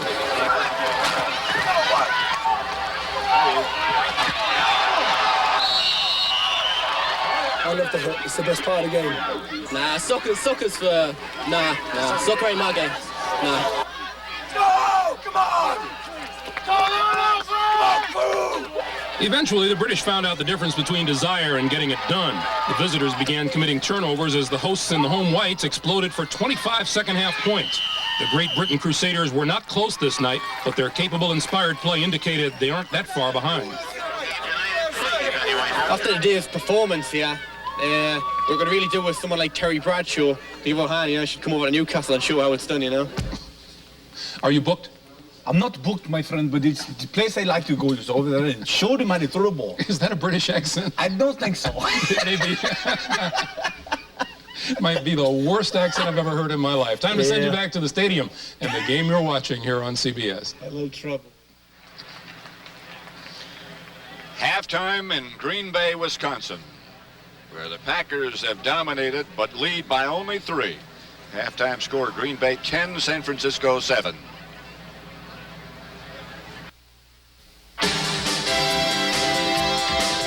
CBS Sports coverage of the National Football League is sponsored by Toyota's quality line of cars and trucks. Toyota, I love what you do for me. Midas for mufflers, brakes, and shocks. Nobody beats Midas, nobody. And by Budweiser with that clean, crisp, cold taste. Nothing beats a Bud.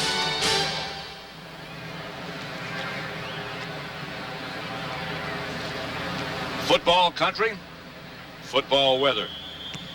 Lambeau Field, Green Bay, Wisconsin. Packers leading San Francisco 10-7. Hey, here's a big touchdown. Remember the one to Sterling Sharp, the corner pattern. He comes inside. He's working on Eric Wright. Mikowski leads him out. Look, he locates the ball, lays out, dives, and makes a heck of a catch. Here's the other touchdown. Well, they come right back. Watch Joe Montana. He's looking to the right like he's looking to Jerry Rice. Then he comes back to John Taylor on a post pattern, and he just got that ball in there. Hey, this isn't bad coverage. Jerry Holmes is number 44, and that's about as close as you can get on coverage and not hit the ball. He threw that right hand in there, but that was a perfect pass by Joe Montana to John Taylor. Those the 2 touchdowns. Taylor coming in with a bad knee and a bad back looked okay after he caught that touchdown pass. Yeah, they were saying before the game that George Seifert said he wouldn't know until the pregame warm-up whether John Taylor would play or not. Of course, they just lost John Taylor's backup last week, Mike Sherrard. Broke his leg for the 3rd time and is going to have surgery and have a plate put in that leg. We wish him the best. But the leg broken in an entirely different place from where it was in the first 2 times. This is down by the ankle. You know, it's funny, they just threw the ball out. They had a ball out there for Mike Koford to kick, and he didn't like that ball, so he asked him to change, and they threw the football out, and they gave him a new football. Look how important it is. I mean, I don't know how important it is, but to place that football perfectly on the tee, you know, so that you get it at the angle that you're going to approach and all those little things that kickers think about. In this case, since he's a soccer style, the place is not straight in front. This kid fielded by Herman Fontenot. Out of bounds at the 49er 40-yard line by Darryl Pollard. 50-yard return. That is a big start. Let's look at Don Mikowski. Under 10 yards, he was 5 for 5. 6 for 9 between 10 to 20 yards. That's where he did all his work. In that area, under 10 and between 10 to 20. That's the pass by distance, not the run after they caught the ball. So you can see they're not trying to throw deep. They haven't gone to the big ones, but they hope to work in that area and then somewhere come up with some big plays. They got the one big one on the touchdown. They just got a big return by Herman Fontenot. Mikowski threw it away. And here's the guy in that first half who's been putting on all the pressure. Charles Haley, look what he's done. He's hurried 3 times. He's hurried Mikowski, made him throw when he didn't want to. He sacked him once. He's knocked him down once, and he has 7 tackles. Now, those are good numbers for a normal guy playing a whole game. A whole game, at least, And yeah. that's only half the game. So the Packers had better get Charles Haley under control. 2nd and 10.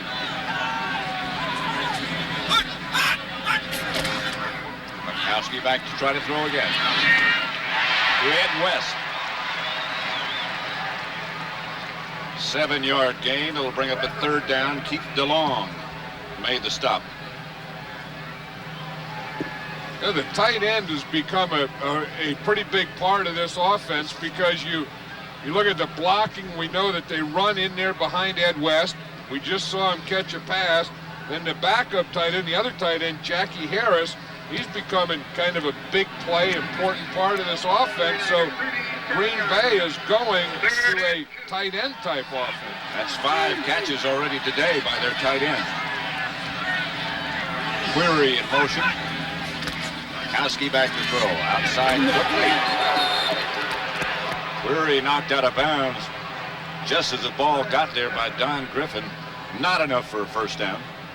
But they did all that running and all that thing. You know, Jeff Query is the fastest guy in the team, so they're trying to get some picks going and get him free.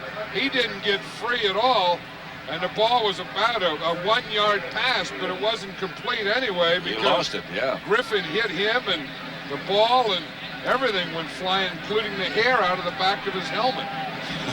Don Bracken back to punt for Green Bay. Davis back deep for the 49ers.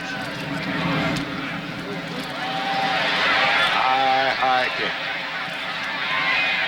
Takes a favorable bounce for the 49ers. It landed about the 5-yard line and bounced all the way back to about the 14.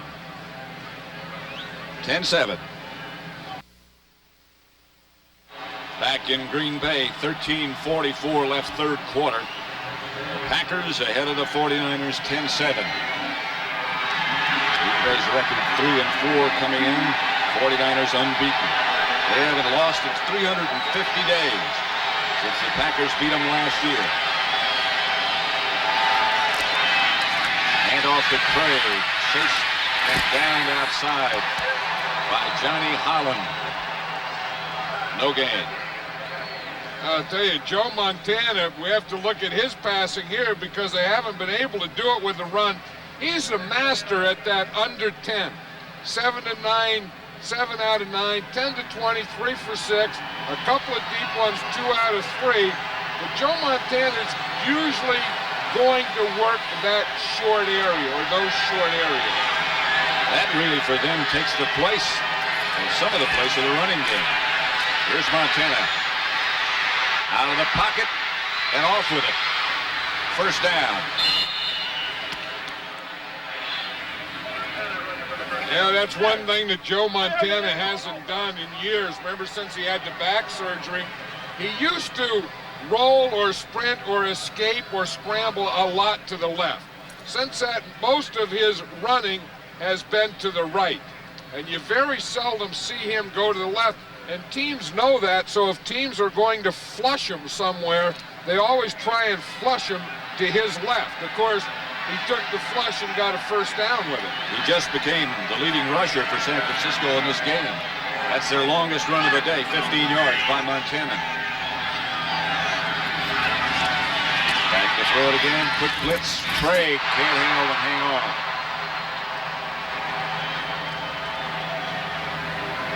Their running game has been non-existent today, but it hasn't been for most of the season. That's been a problem, and I think when you have a team like the 49ers and they're going for a 3-peat and all this stuff, you're looking at stuff to pick or nitpick, and the 2 things that you can pick on the 49ers for is offensively their lack of running and their pass defense this year isn't what it used to be. 2nd and 10.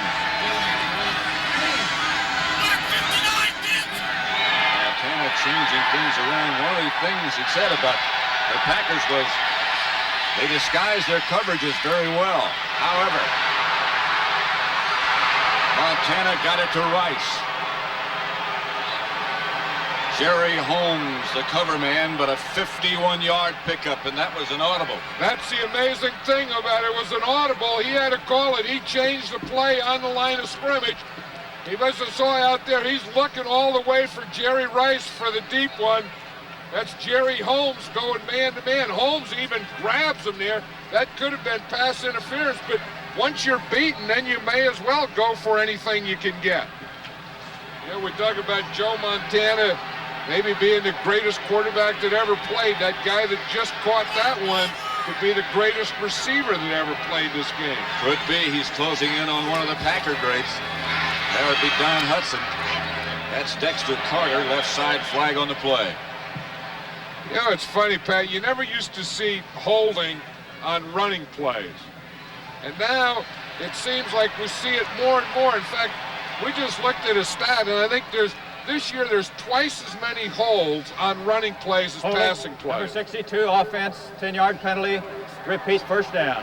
And I don't understand that. I'm not sure why that is, but I remember in the old days they never called holding penalties on running plays. It was always on the pass play. It was always on the pass play, and now it's darn near just the opposite. They let them get away with anything on pass protection, and they're very picky on the running game.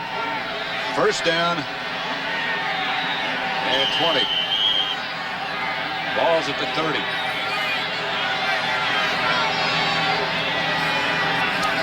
Jamie Williams in motion this time, and the pass is to Rice again.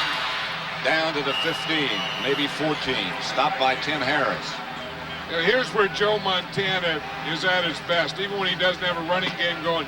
When he gets protection and he gets those things going, and he just stands back there and does it so effortlessly. That's the thing that's always impressed me about him. You know, watch, one, how quickly he gets away from the line of scrimmage, how quickly that big right step, he separates himself. Now look at this protection. He just stands there and boom, looks for that open guy. Rice over 100 yards receiving now. 4 catches. Second down, Montana. With a lot of time and a lot of room. And out of bounds. At about the 18, a gain of only 1. Hey, Brian Noble, number 91, had him zeroed in there. He was going to take a shot. He was telling us yesterday that one of the reasons he gets so fired up against these 49ers that he says, you know, Joe Montana's going to be in the Hall of Fame, and you know Jerry Rice is going to be in the Hall of Fame, and Roger Craig. And he said, I know that I'm not going to be in the Hall of Fame, but if I could get a good hit on these guys, I can remember that the rest of my life. And he was zeroing in on Montana that time. Third down and 3. At the Packer 13, Montana again to throw. Lost it for Rice out of the end zone. Tried to get his feet down as well as he could. Again, Montana running to the right there, throwing on the run. Now he has to, Jerry Rice has to have both feet in. He had neither. That's Brian Noble, who had Montana zeroed in 2 plays ago, who's now shaken up a bit. They said, you know, if when these guys go in the Hall of Fame and you're sitting around on a porch on a rocking chair, you can say, yep, I remember zeroing in on that guy and tackling him in Lambeau Field.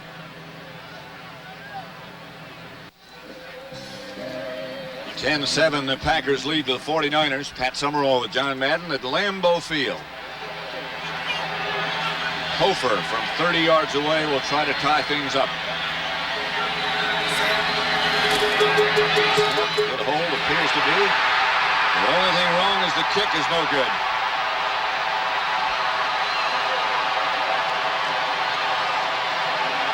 Kickers will drive coaches crazy. He looked like he just looked up and shanked that one like a golf shot. Makes that side happy. He looked like he jerked his head up. That's the way I play golf. I stand over the ball, my head's down, everything is ready, and then just when I go to hit it, I jerk my head up. Just like that. And that'll just bring that ball just right around there. Then you put your head down like that. You jerk it up, you miss it, then poof, you put it down. You can pretty well tell right away if you just watch the kicker. Mikowski. Vince Workman was the running back, picked up 4. Don't forget, next Sunday it begins at 12:30 Eastern Time with the NFL Today with Greg and Terry, Leslie and Pat O'Brien. Atlanta, Chicago, Phoenix, Buffalo, Minnesota at Detroit. The Lions winning over Washington big today. Then the Giants go to the Rams. Green Bay visits the West Coast also to play the Raiders. 2nd and 6. Thompson and Workman are the 2 running backs. Workman, the fake. Mikowski kept it. And he was hit by Haley. And let's go again back to New York studios and Greg Gumbel for an NFL update. All right, Pat, Detroit is just walking all over the Redskins today, or running is a better term for it. Barry Sanders, 45 yards up the middle to the end zone. Third quarter, 35-14. Lions lead the Skins. Back to Pat and John. Boy, that's an even bigger shocker. The Lions dominating like that. Sterling Sharp. Didn't see him get hit. That was the play before, and he just came limping off the field, limping with both legs. Maybe it's just cramps. 3rd and 6. Mikowski has time this time. Finds his receiver. Charles Wilson. Lindy Infante said, we have to get into the game. Well, you know, and that's how they got Charles Wilson into the game, because Sterling Sharp was injured and had to go out. And as you said, Lindy Infante says, we have 4 receivers playing a lot. And he said, this guy is looking so great in practice, and anytime we put him in a game, he said, we just have to find a way to get him on the field. And it's ironic, the way that he got on the field was an injury, or cramps anyway, to Sterling Sharp. Packer first down. Their own 36. Workman split wide to the left.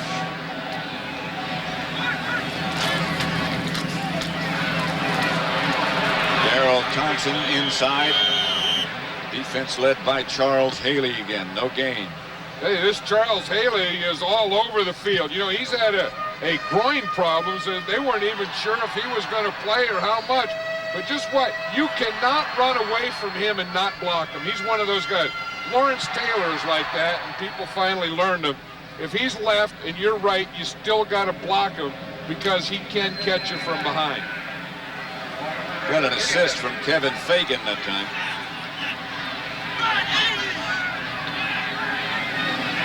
Second and 10.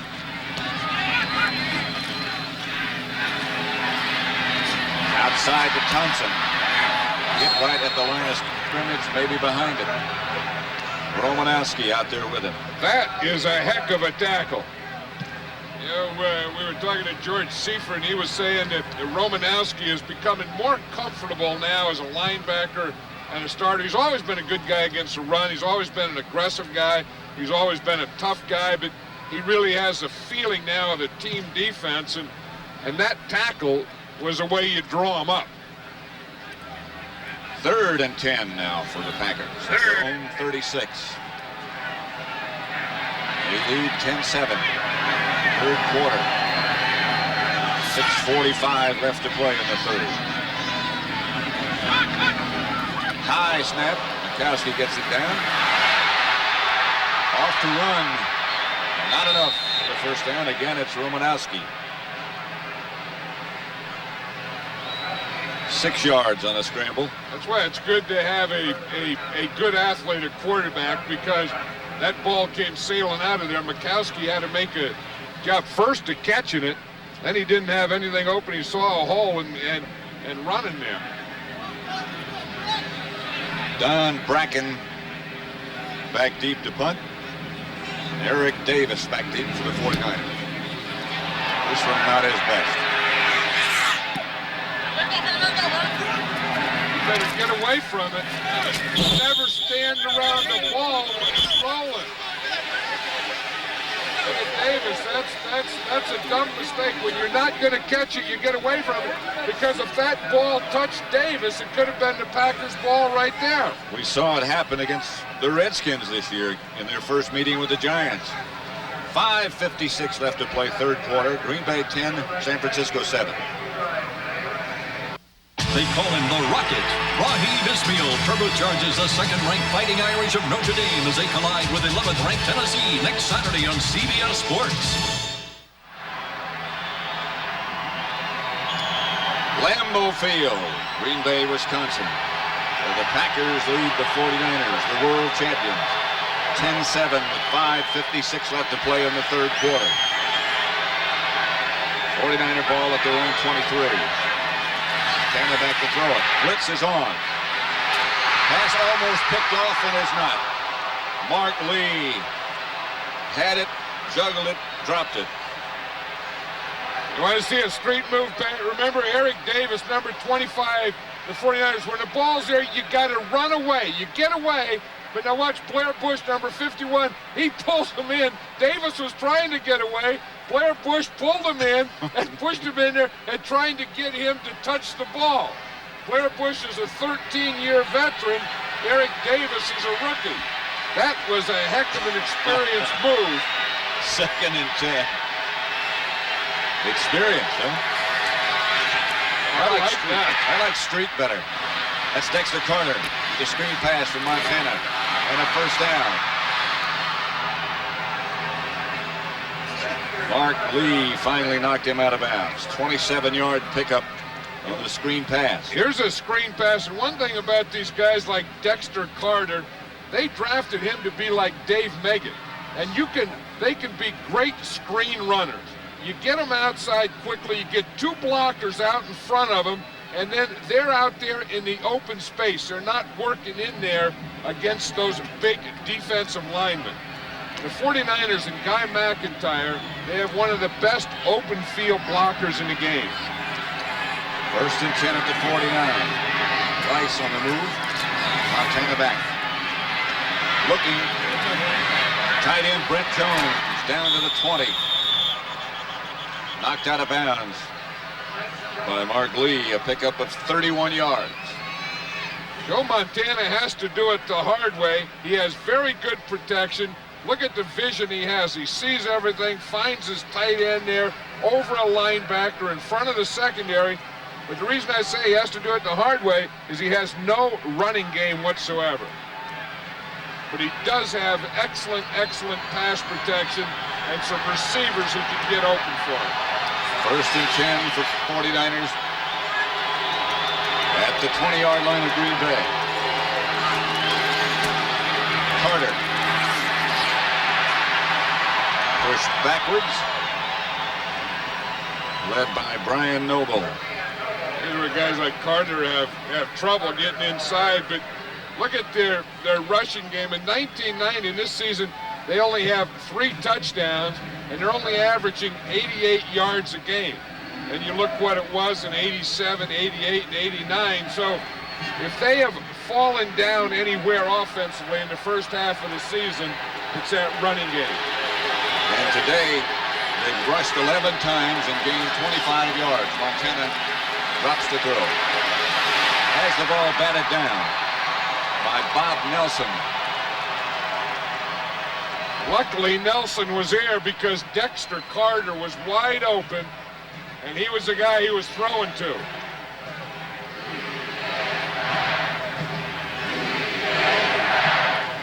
Look at Blair Bush, 51 there. He's explaining to Campen what he did.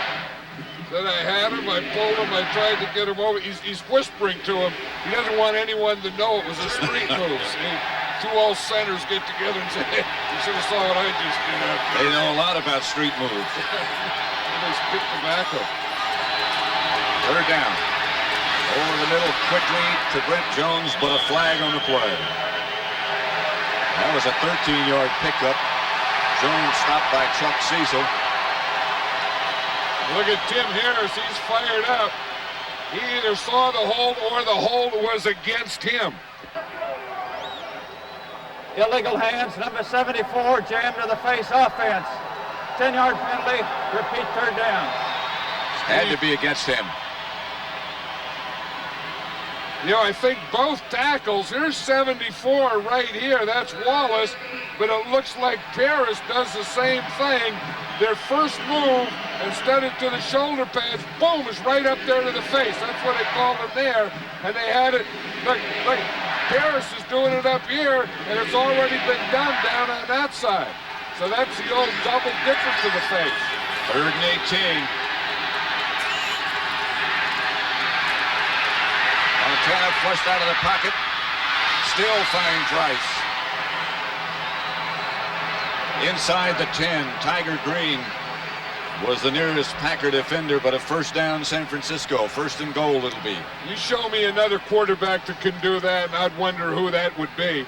That was a heck of a play. I mean, he was going down, he was going sideways, came up. One thing Montana always knows, he always knows where his guys are. But watch this, he's getting a rush. Now he runs out a little to the left. He's throwing between 2 guys, and it ends up with a pass like that. 1st and goal from the 8. Montana fake. Intended Rathman. Incomplete. Montana was hit by Matt Brock. In fact, he's pointing to Matt Brock. He was looking over the sideline, pointing to Matt Brock and saying, hey, no one blocked 62. Matt Brock's a big, strong guy, a two-gapper, what they call a two-gapper. Two-gapper, you just play into the tackle, and you have 2 holes, the hole to your inside and the hole to your outside of your responsibility. 2nd and goal. Hand off to Carter. Stop at about the 5. A pick up a 3. Noble again on the tackle. Noble is an underrated guy. You know, when you talk about run, you're not going to get much running in there. Watch him. He'll just scoop up Carter. Watch him. He just kind of picks him up and just knees him back, pushes him back a little bit. You don't get a lot of running inside when you have Noble in there and Bob Nelson playing like that.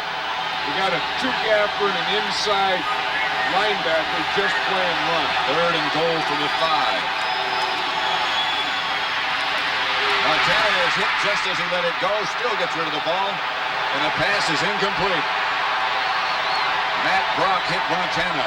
Oh, they're going to review this one. Rathman believes he caught it. Guy McIntyre is down there arguing that he caught it.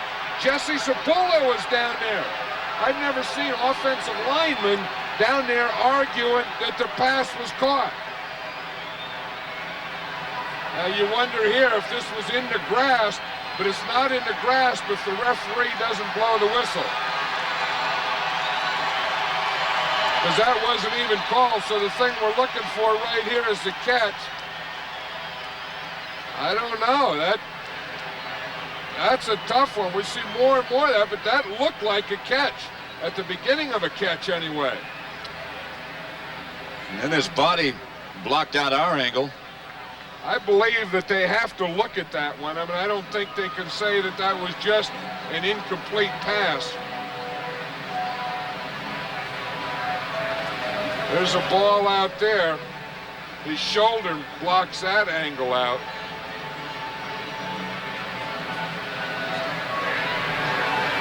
Yeah, we see more and more of these things, Pat. Yep. You know, where the ball after further review, and it hits the hands and everything simultaneously. Brings up 4th down. It's been ruled incomplete. And it's 4th down, Kofor. The 49ers have had some problem. Remember, Bubba Paris was offside on a field goal, and Kofor missed his last one. This one from 22 yards out. And this one's good. And we have a tie. Packers 10, 49ers 10. 2:40 left to play in the 3rd quarter.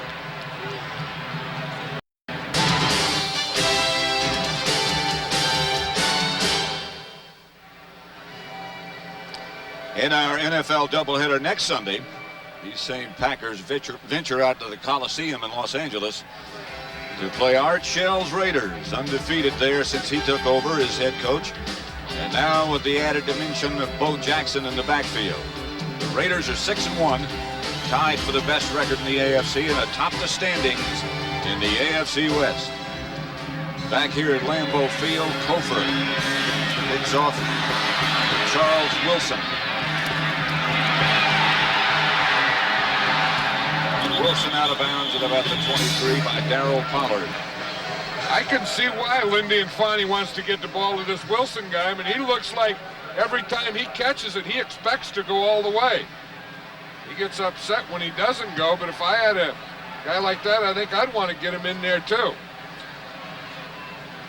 He'll rest for a while as Sterling Sharp is back in the action now for Green Bay. 10-10 tie.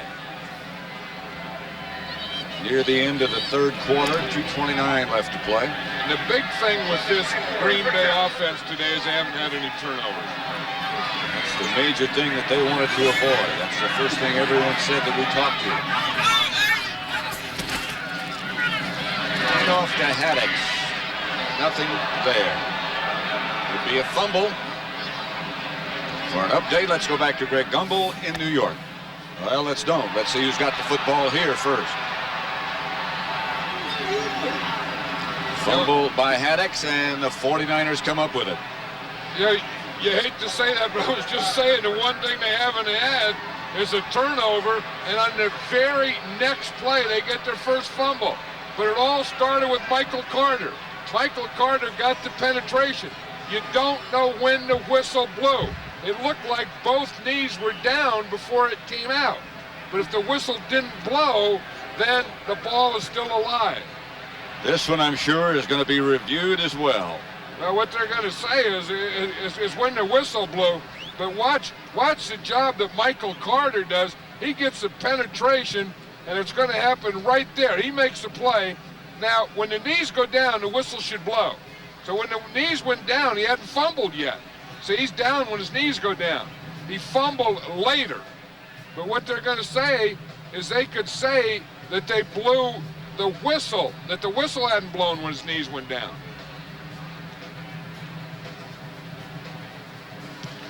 '49er offensive unit already on the field, so is the Packer defense. But they're still looking. Yeah, if you look right there in the far right is where it happens. But again, the thing is, it wasn't a fumble, really, because his knees were down. So then it's going to have to go to when the whistle blew. They're going to reverse this.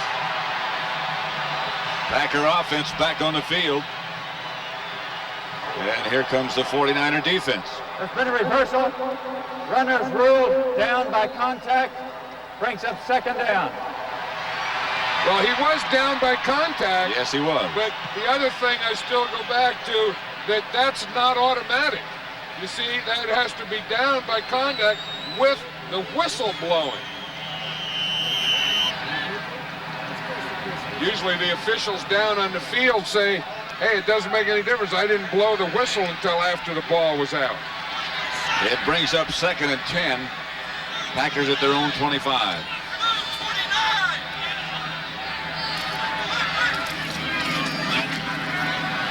Mikowski. Hit by Dennis Brown.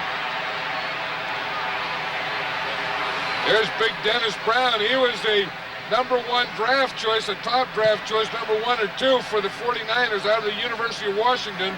They felt that they needed a defensive lineman, so they got a big one, and there is a big guy that can move. I mean, when he grows up, he's gonna fill up. He's gonna be a two-gapper. He's gonna line up in a guy and end up covering two gaps.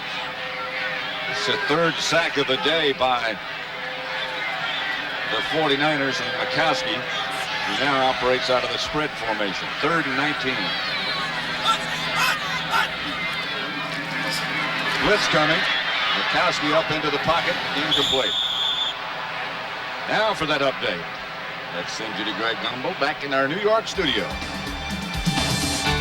All right, Pat, at Three River Stadium in Pittsburgh, Bubby Brister has thrown his second touchdown pass of the day. Mike Mularkey gets a nice block at the goal line from Lewis Lips. It's 14-9 Steelers, fourth quarter. Pat and John. A minute 16 remains in the third quarter. Don Bracken back to punt for the Packers, standing right on his own goal line. John Taylor back deep for the 49ers. Not much. Taylor signals fair catch. Can't even get up to it. Packers down it at the 42-yard line. Boy, that was an ugly punt. That looked like the last shot out of a Roman candle. He didn't even kick that thing. He didn't get any oomph in it or anything. Didn't even sound right. 27 yards. Scoring summary for the Packers. Jackie a 30-yard field goal. Then a pass from Mikowski to Sharp from 20 yards away. At that point, they led 10-0. 49ers. That's how they got even. Montana to Taylor. A Kofor field goal. 1st and 10, San Francisco. Montana back to throw on first down. Incomplete, intended for Taylor.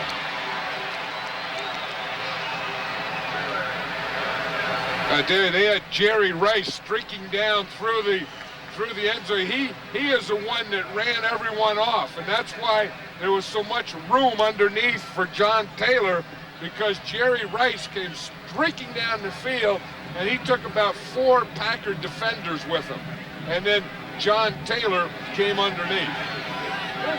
Makes it 2nd and 10. Taylor and Rice both split to the left. Rathman and Craig behind Montana.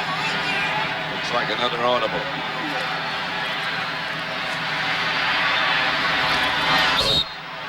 To Taylor. Knocked out of bounds by Jerry Holmes. We're watching the master here today. We just look at the way that he spreads it around. He's thrown 7 to his running backs for 84 yards, 8 to his wide receivers. That's 164 yards, and 2 to his tight ends for 34 yards. So Montana not only does it well, but he keeps them all happy. And that's very important. He's back to throw it again. Out to his running back, Tom Rathman. Rathman down to about the 17-yard line, a gain of 11. Rathman's face mask looks good. You know, he has to change the face mask. He breaks a face mask like every week. And you can see those bars there. Now, in this game, he hasn't been used much. He hasn't been a lot of blocking because they haven't running. He's just been used as a pass receiver. So his face mask and helmet looks more like a pass receiver's today than old Tom Rathman, the blood and gut gritter. I like it. Blood and gut gritter. That's the end of the third quarter with the score. The Packers 10, the 49ers 10. Our coverage will continue after this message from your local station. You're watching the NFL on CBS.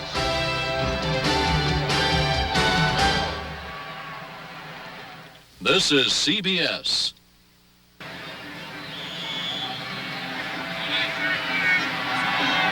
Lambeau Field, the Packers and the 49ers.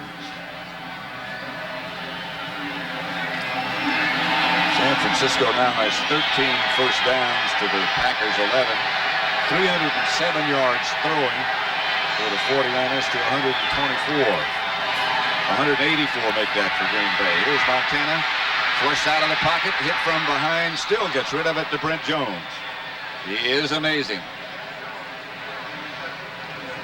Yeah, the thing is that Joe Montana sees so many things. Just watch him. Let's just watch it. You know, people say, what makes Montana Montana? And I think this is what it is.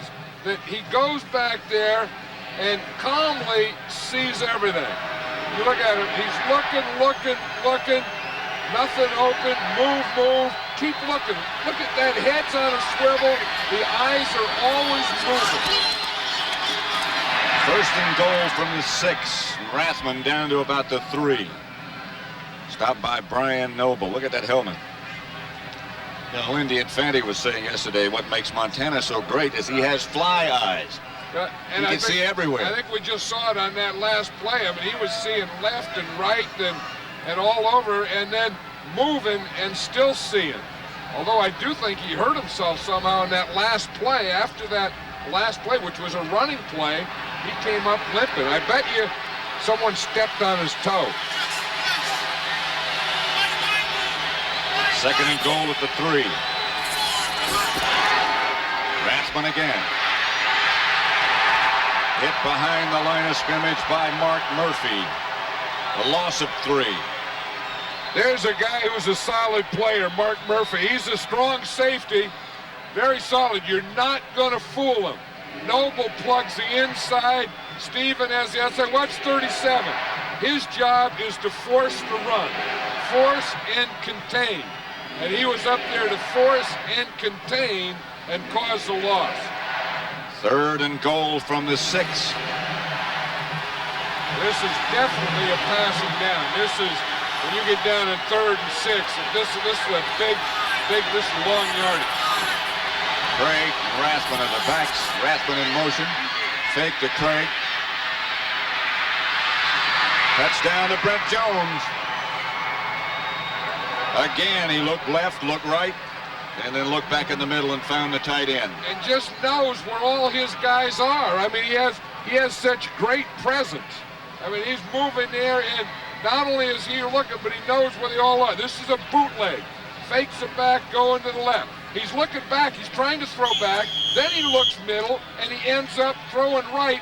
A perfect strike to Brent Jones. I mean, that's the greatness of Joe Montana. There are a lot of guys that can throw better or stronger, whatever, but being able to feel, see, and know where your guys are, no one's better. The extra point by Kofor is good, and the 49ers have taken the lead by 17-10 over Green Bay. This game summary is sponsored by Levi's 505, 506, and 540 jeans. Montana 21 out of 34, 324 yards, 2 touchdowns. Regular day for him. Let's watch the last touchdown. We see Montana is going to come out on a bootleg. Now, when he goes in motion, he's trying to hit him back here as he bootlegs, and then he finally finds Brent Jones in there. But watch how he sees. There goes the motion man. Now, the guy he fakes to, the back he fakes to right here, he's trying to throw back out here to him. He couldn't do it, and he finds Jones in the end zone. But that was like, Brent Jones was like the 3rd receiver on that play. So with 12:45 left to play, the unbeaten 49ers have the lead at 17-10. Kofor's kick goes to Wilson. Beg your pardon, it's Workman now. Workman out of bounds at about the 29. There's a surprise. That Cincinnati, you never know, if they're going to have a big game one way or the other. An old rivalry game, that Chiefs and the Raiders, I remember when I bet. We used to play those against Hank Stram in those Chief games. The Eagles aren't out of the hunt. When you look at this wild card situation, Buddy Ryan kept saying, well, we're going to be in the playoffs, and everyone said, oh, yeah, that's just old Buddy talking. But I think somewhere you have to listen to that. Here's Mikowski. Going deep and almost intercepted. He was hit just as he let it go. Knocked down by Don Griffin. Oh, he was sandwiched there, Pat. He was whipsawed. He got hit from the front to back and underneath. That is something, just as he threw that ball. Watch this one, and you know that Charles Haley's going to be involved in it because he's been back there all day. They're double teaming him. They're going everywhere. But watch what happens to Mikowski at the end of the play. He's going to get hit from the top and the bottom and both sides, one by Haley and the other by Michael Carter. And you know Mikowski's going to give in that situation. And when Carter hits you, that cleans the sinuses out. Here he is back to throw again and going deep. Got a man. Sterling Sharp. Griffin was the defender, but McCaskey got it to Sharp. Another great catch by Sterling Sharp. I mean, we remember the first one that he caught that he scored the touchdown on, where he laid out. Watch him here, right by Griffin, run by everyone. Watch him locate the ball over his head and again lay out and catch that ball. Hey, this is one of the exciting players in this league. You know, when he was in college at South Carolina, Bobby Beathard telling me the best player in the nation is Sterling Sharp. I said, Bobby, I don't know the guy. I don't know what they can be looking at here, but I guess they are. I mean, he catches this. I don't know. I mean, they could be looking if it came out or something like that, but that's a catch. A man makes a play like that, you got to give him a catch. You don't even look at that. That was good for 37 yards. And Sterling Sharp's telling McCaskey, you see him, he got that cap tip back there, and he just gave him the nod. Yeah, it's okay, we got that one. I mean, you should. You run by everyone, you locate the ball like a center fielder, you make a catch like that. I wouldn't even look at that. That doesn't go on instant replay. That goes on a highlight film.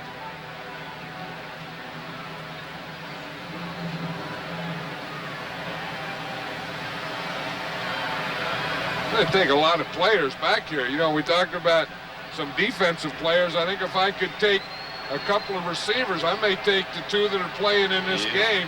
You wouldn't make any mistake. Sterling Sharp and Jerry Rice. And if they say that play doesn't stay, then they're gonna have some. They got to check some cards here or something.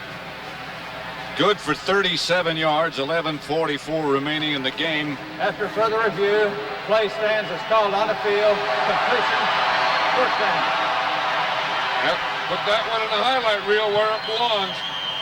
But that was just that, you know, that's a heck of a throw by McCaskey, too, because he just got, remember the play before that, he got whipsawed, that knocked off his axis. Sharp is wide left this time, Kemp wide right. Handoff is to Haddix, close to the 30-yard line of San Francisco. 4-yard gain, stopped by Keith DeLong. You know, it's funny how this crowd has quieted down. They were making a lot of noise, and then the 49ers came back and they went quiet. And now they can see it's 17-10, and their Packers are making another drive. They want to kind of let loose. They want to make some noise, but it's kind of controlled fury. Control something. Whatever they got inside, it's under control now. Darrell Thompson is the running back now. Sharp is the man in motion, and he's going to run a reverse. And out of bounds after about a 3-yard pickup, knocked out by Romanowski.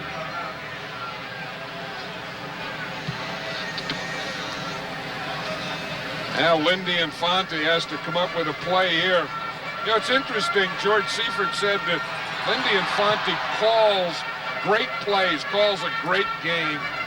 Of course, Lindy Infante beat him last year, but they remember all the way back, George Seifert was the defensive coordinator at Stanford when Lindy Infante was the offensive coordinator at Tulane, and Tulane beat Stanford. And Seifert said he remembered him calling plays against him back then. Fleury comes in motion, McCaskey back to throw it, a flag on the play. Flags all over the place. Whistles all over the place. Left guard 57 move. yards to the snap, false start, 5-yard penalty, repeat third down. That's old Rich Moran from Pleasanton, California out there. He's been a 49er fan. He grew up right there in the Bay Area where the 49ers are from. His dad, Jim Moran, used to play for the New York Giants. He's here today with his family. And old Rich, he played the same high school my sons did. You watched him grow up, huh? Yeah, I did. I watched him grow up. I told him to be a center.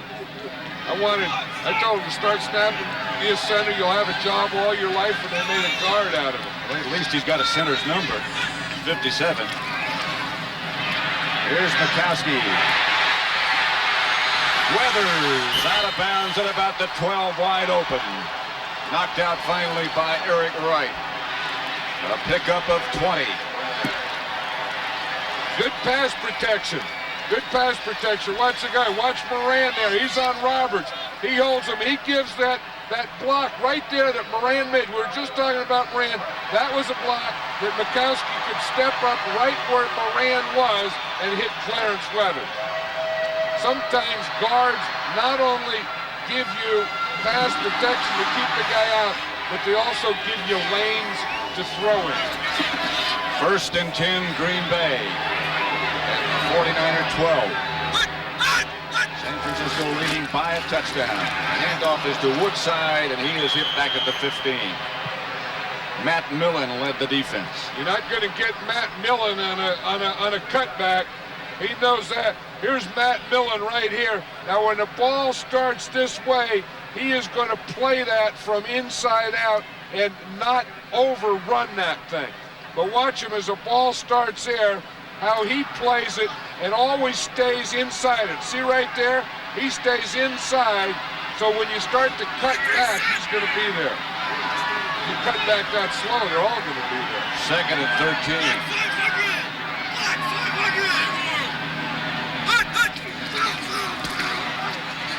Mikowski. Intended for Woodside, incomplete. And Don Griffin was trying to take that one 90 yards. He was reading that one. If he picks that one off, that would have been an interesting sprint up the sideline. It would have been all over. That's one that you try not to throw, that thing across the field like that. There are very few quarterbacks that can throw a short pass all the way across the field that makes it worthwhile. 3rd and 12 now. Charge back at the team, 13. timeout. Timeout, Green Bay. Mikowski 16 out of 25, 8:35 left. 49ers by 7.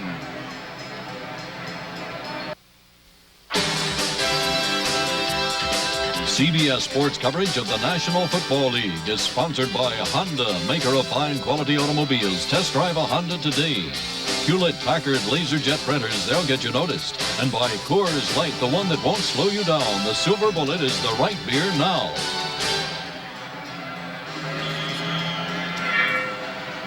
Back in Green Bay, Wisconsin, the Packers and the 49ers. Packers trailing by a touchdown, 17-10. Have it 3rd and 13 at the 49er 14. Mikowski from the spread. Under the heat, and down he goes by Romanowski. I think this is one here that, that they have to kick the field goal. They can't go for it here. And if we just look and see what Mikowski sees, you see he's looking up. Now he thinks he sees a hole right there, that he can run in this lane. There is no lane here. You look, this is what he's looking at down there. He has nothing down there, good coverage, and he had to run that one. There was just nothing there at all. No run and no place to pass it.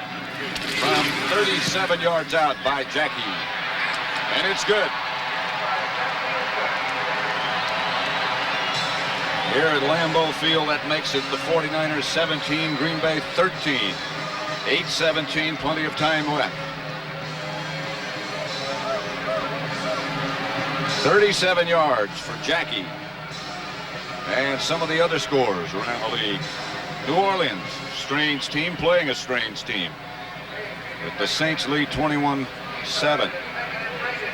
Kansas City 9-7 over the Raiders. About what you'd expect. Miami 23, Phoenix 3. A rejuvenated defense for the Dolphins. Washington moves a little bit closer. Jets over Dallas 17-9 now. Philadelphia, as John Madden said a moment ago, a team not to forget about. 34-13 over New England. As long as they have Randall Cunningham on offense and Reggie White on defense, they can make things happen on both sides of the ball. Chris Jackie to kick it off. Dexter Carter back deep for the 49ers. 17-13. San Francisco leads. Good kick. Right at the goal line. Carter up to the 30. Johnny Holland tripped him up. Yeah, we were talking to Lindy and Fonnie yesterday about Joe Montana, and these are the things he said about him. The experience, the presence of mind that we've seen all day, the poise. You just look at the way he moves, mobile.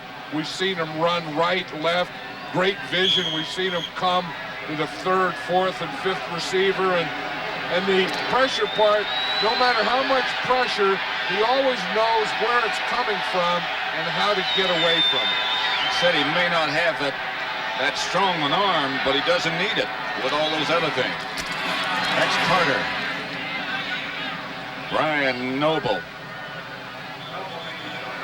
Yeah, you talk about the things about Joe Montana. He's won 4 Super Bowls. He's been MVPs. He's going for a three-peat. But here's another notch with another yard passing.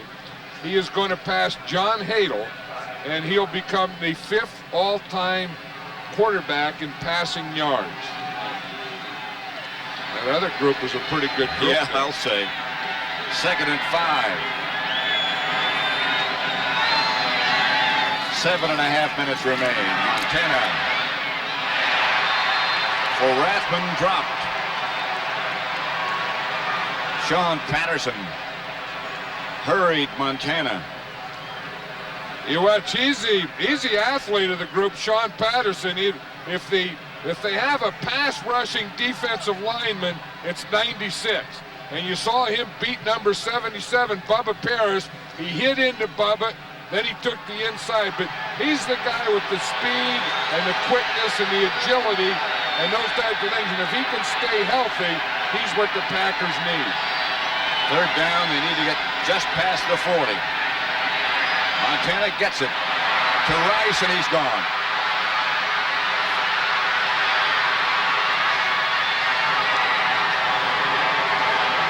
They can turn something into nothing so quickly, or nothing into something so quickly. That was the thing that the Packers were worried about, taking that short pass and making it into a big one. We talked about Joe Montana just needed 1 more yard to pass John Hadle. Well, if you're going to do it, you might as well take a big bunch with you. He passed a lot of them. But did you see Jerry Rice explode after he caught that ball?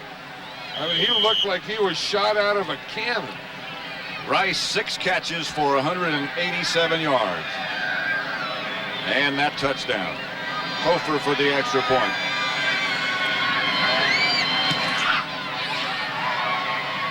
Which is good. So with 7:16 left to play, 49ers lead 24-13. AT&T, the right choice. During the 80s, the Denver Broncos won over 75% of their home games at Mile High Stadium. But what team had the best winning percentage on the road? The Chicago Bears? The Miami Dolphins? Or the San Francisco 49ers? Which would you choose? The 49ers won an incredible 73% of their road games during the 80s. If you said the 49ers, you made the right choice. Watch this. Now, Jerry Rice not only knows what's in front of him, the goal line, but he keeps checking over his shoulder. You know, at the end, Pat, these guys are always so cool and they look so cool, but they're not when they're running for touchdowns.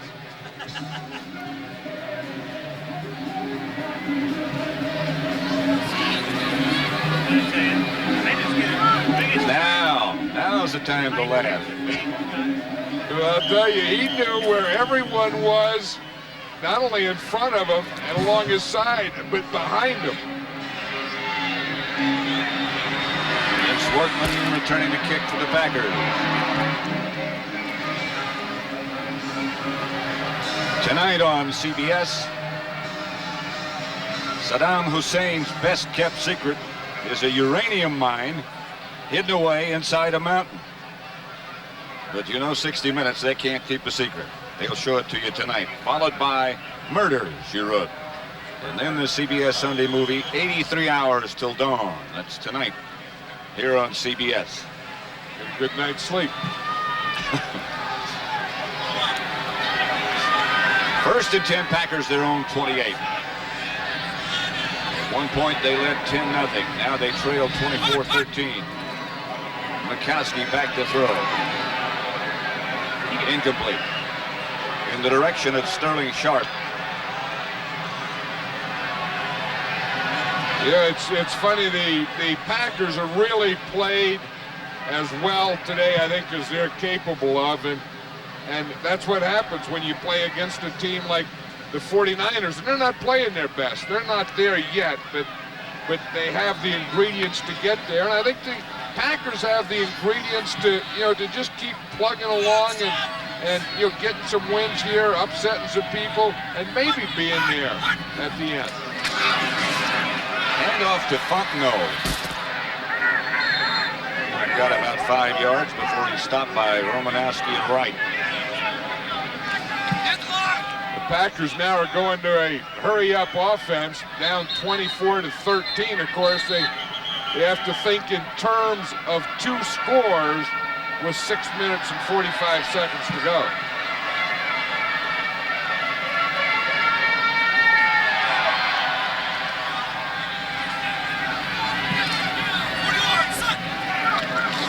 They're down. McCaskey finally does get rid of it. The pig to Perry Kemp and a first down. A gain of 13, knocked out of bounds by Eric Davis. Again, no huddle. I think it was Pierce Holt just broke right through there and took a swipe at McCaskey and missed him.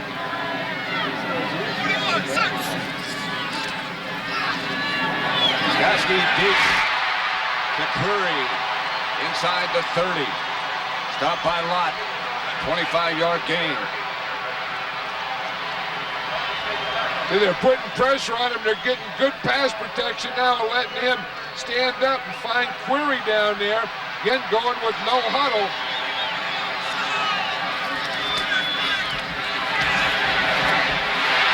Pass is caught by Weathers.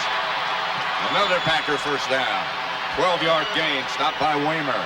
Another time, Dennis Brown hit McCaskey just as he threw it.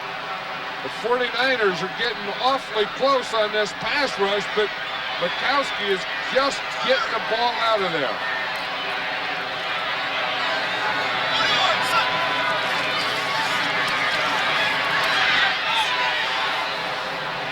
Out of the end zone in the direction of Weathers, but he just got rid of it. Well, Weathers was double covered down there, and he had nothing to do, and he was getting the pressure, and he couldn't hold it any longer. He didn't want to try and throw it to Weathers, again, because of the double coverage. Clock stopped with 5:16 left to play. San Francisco leading 24-13. There's a couple guys that have played a heck of a game today. Michael Carter, the nose tackle, one of the best in the game, and Charles Haley, who only knows one way to go, and that's in hot pursuit of any guy called a quarterback.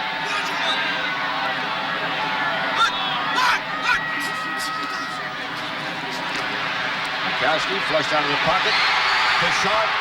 Green Bay touchdown.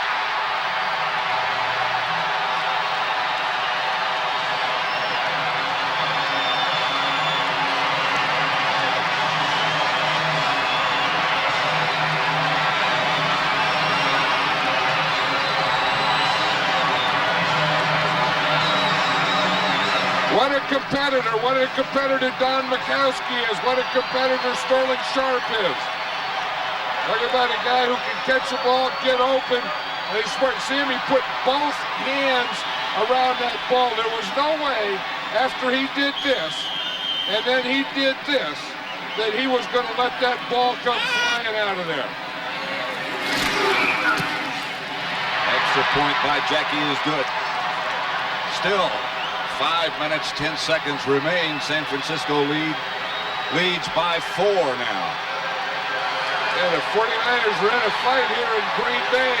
The Packers are lining up there for their kickoff. I don't think that this is an onside kick situation. Still, I think with 5 minutes to go, you're an onside kick. I think you're right. No onside kick yet. Sharp has 4 catches, 80 yards, 2 touchdowns. They went 72 yards in 7 plays. But how would you like to have that, to be able to have Sharp and Rice on the same team? You probably don't need it, but we have seen, you know, some of the best players in the league here, and 2 of them are those wide receivers today, and Sterling Sharp and Jerry Rice. Dexter Carter back deep for the 49ers. Jackie's kickoff.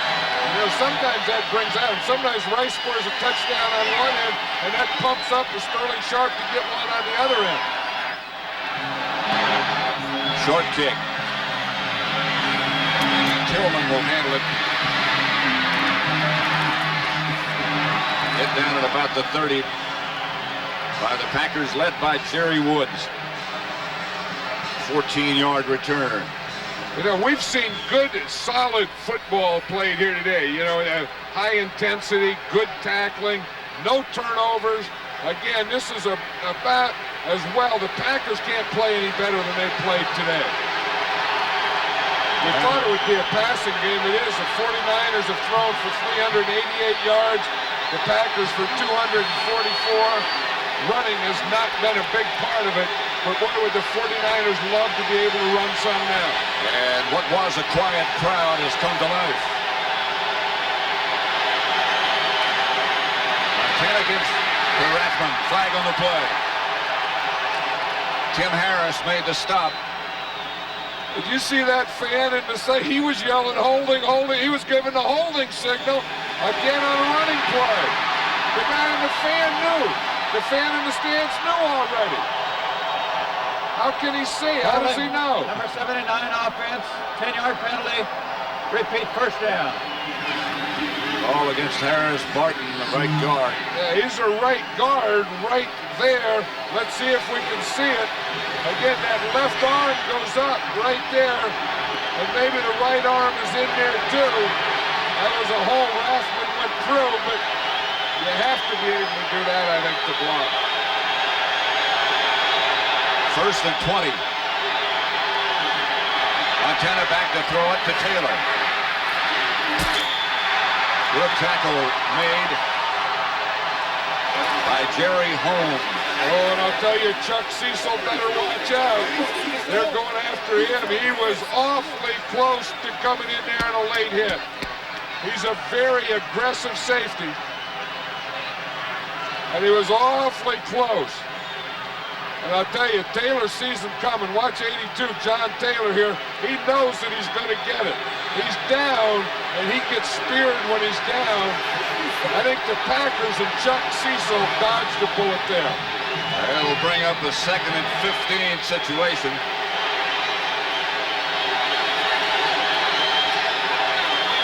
Montana to throw it. Gets it out, screen pass to Carter. And Carter doesn't quite get the first down. Scott Stephen was there, along with Jerry Holmes. He picked up 12. It'll bring up a 3rd down situation. Now remember the new rules. Within the last 5 minutes, they go back to the old rules. So if your player goes out of bounds, then the clock does stop and it doesn't start until the snap of the ball. So what seems to go very quickly in the 1st and 3rd quarter does not go as quickly in the 4th. This clock still running with 3.5 minutes left. 3rd and 3.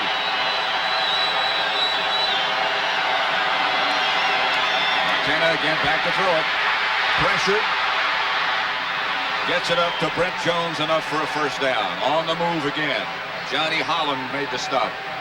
You know, I think on that play we saw a lot of things. We were talking about the feeling the pressure, the mobility, the presence, the being able to see, the knowing where your guys are. All those things in one play by Joe Montana. Clock running now less than 3 minutes. That's why Joe Montana has already thrown in this game for over 400 yards. Packers have 2 timeouts left. The 49ers 3. Hand off to Carter. at the 45. Stopped there by Mark Lee.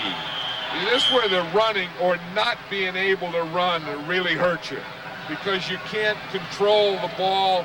You can't take the time off the clock that you would like to. You have to do it with a forward pass. Packers take one of their 2 timeouts, so they have one left. Here's Sterling Sharp. Boy, Sharp. would he like to get back in there and get another shot at it, wouldn't he?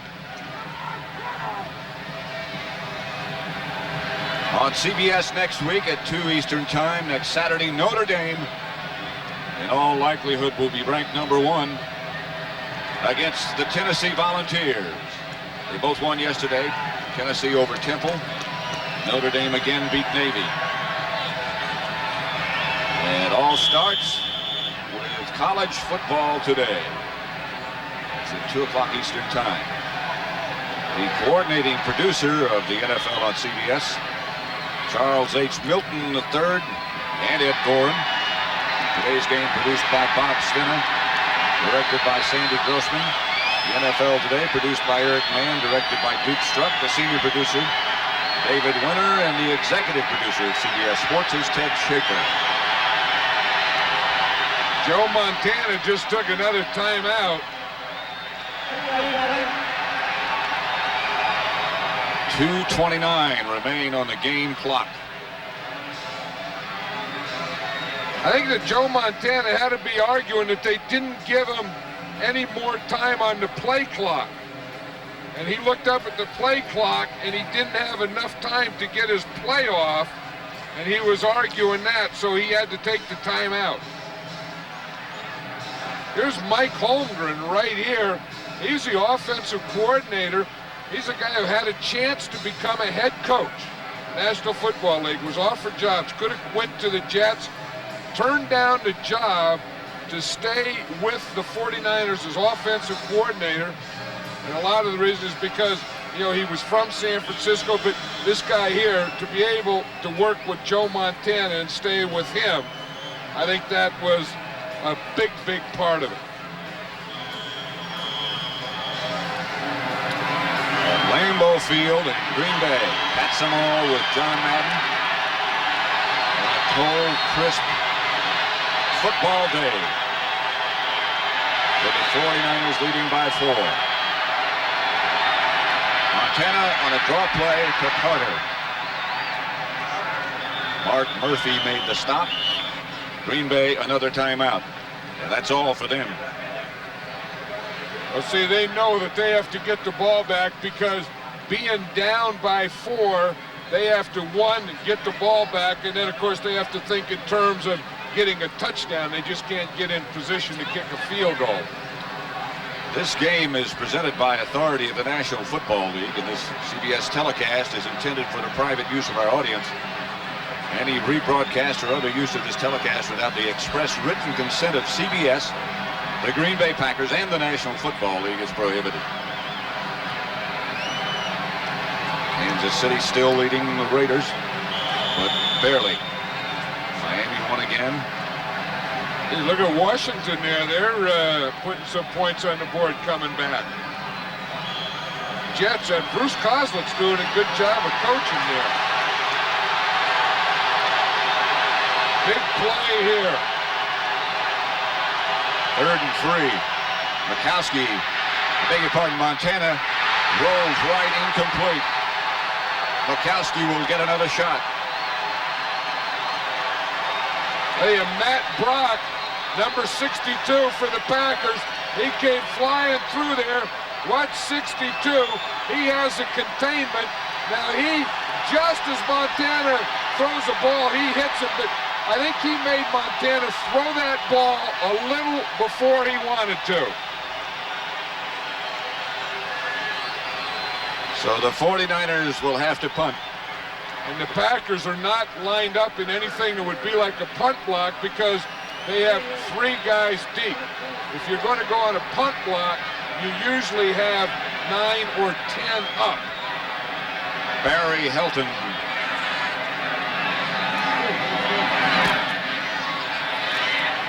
Pretty good kick. Ron Pitts signaled fair catch. And did it. And the Packers will take over at their own 18, 2:12 left on the clock. They'll get a play before their 2-minute warning. And you remember last year, these Packers, they were called the Cardiac Packers. Mikowski was called the Magic Man. These were the situations where he came back and led them to victory. Packers have whatever wind there is. It's not that strong, but it's at their back.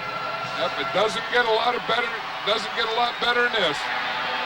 The world champions fighting for their life here in Wisconsin. At the 19, 1st and 10.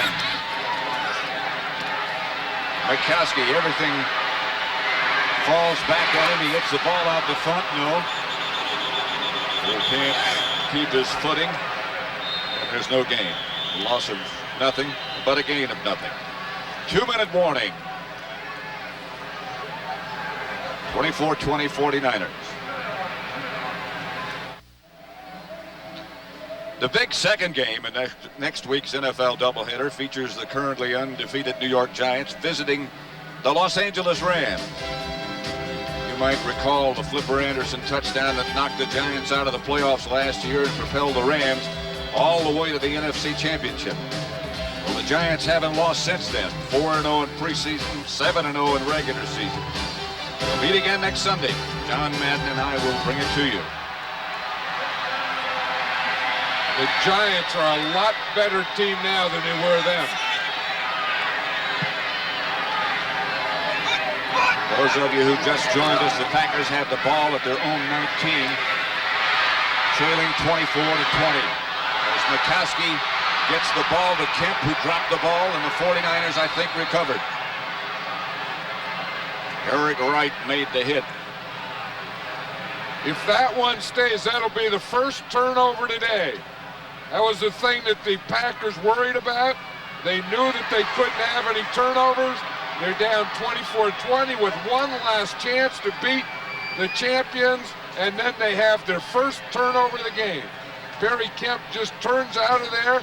The ball, as Ronnie Lott hits him, it goes out the back door on him. Then Eric Wright comes in, and it looks like he recovered the fumble. Much to the dismay of Don Mikowski.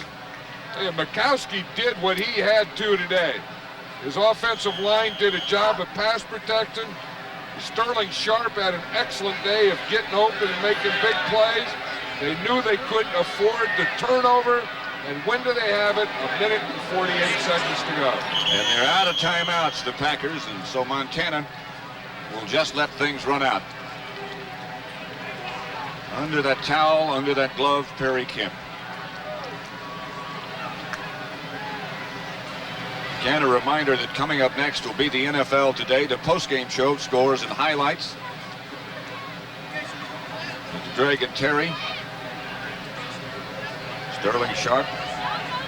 That's Perry Kemp.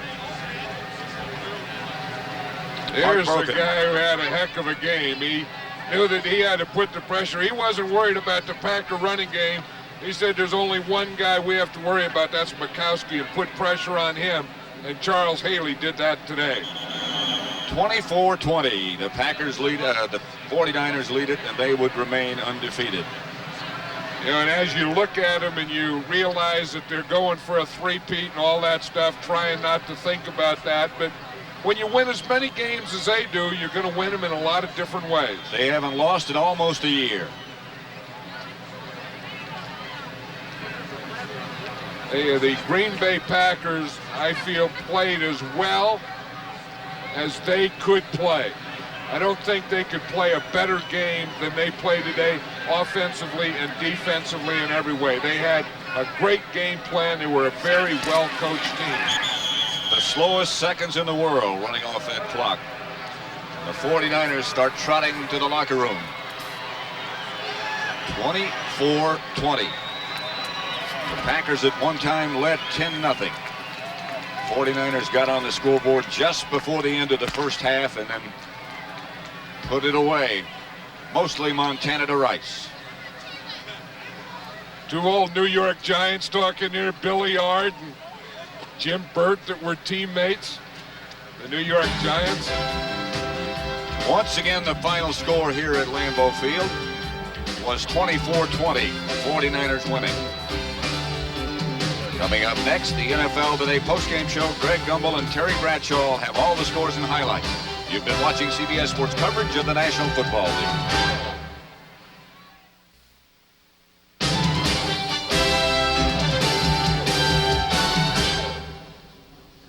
It's all over at Lambeau Field, where the 49ers have run their record now to 8-0 on the year with a 24-20 win over the Green Bay Packers. And the man we featured in the pregame show had another outstanding day on the field, and that's Jerry Rice. He's standing by with Pat Summerall and John Madden. Gentlemen.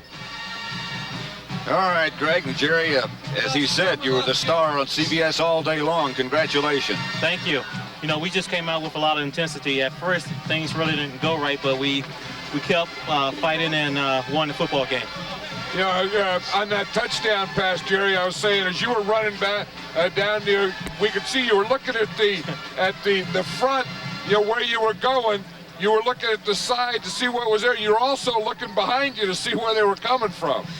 Well, first of all, I ran back into the middle of the field, and everybody had an angle on me, and I just wanted to get upfield. And somehow, number 54, you know, I felt him breathing behind me, and I just tried to turn on just a little more. Well, it looked like you had a lot left.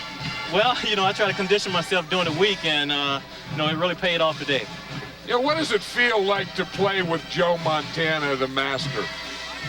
Well, you know, he's a living legend, and, you know, I have a lot of respect for him, and I know Joe is going to be giving it 100% all the time, and I just try to get open.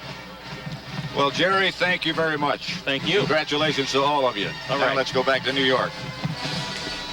All right, Pat and John, thanks very much. And the 49ers come up with a big, big victory today, and one that you have to wonder how they were going to do after they came off of the very, very tough game last week against Cleveland. Well, it's amazing to me how the 49ers came out and did not play particularly well. And you saw Montana throwing high passes. You say to yourself, not on, he's not on, he's not on. He's 25 for 40 and 411 yards and 3 touchdowns at the end of the day. And you go, oh, another day, another day office.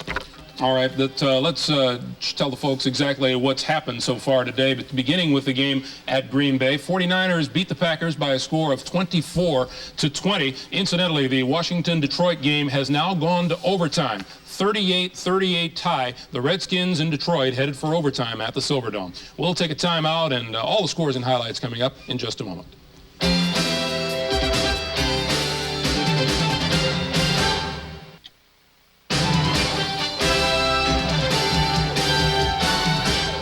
Welcome back, everyone. We told you at last word that the Redskins and the Lions were headed for overtime. Washington will receive in the OT. They have rallied, coming from a 35-14 deficit with about 10.5 to play in the third quarter to tie this game. It is 38-38 as they begin OT at the Silverdome, and of course we'll keep you updated on what happens there.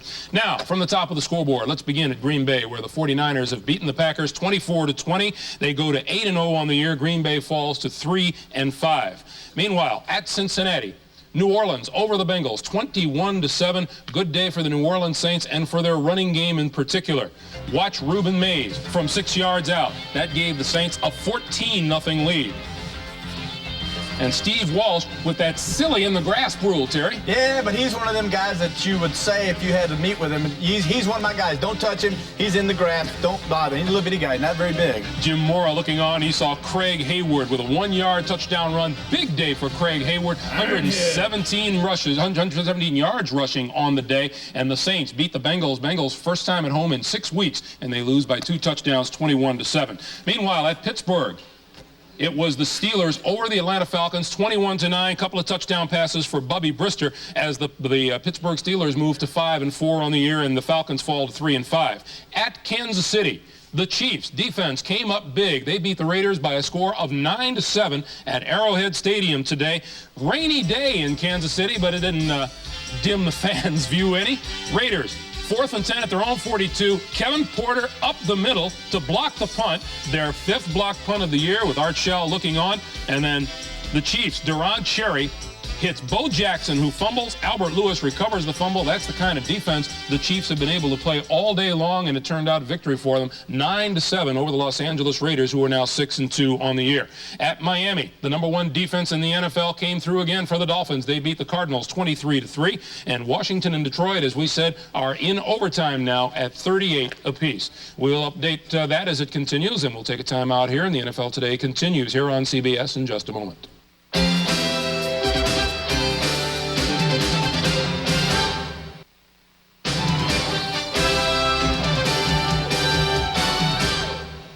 Out of the Meadowlands this afternoon, the New York Jets, who beat Houston at the Astrodome last week, came up a winner over the Dallas Cowboys today, 24-9. And Terrence Mathis joined the record books as he tied an NFL record with a 98-yard punt return.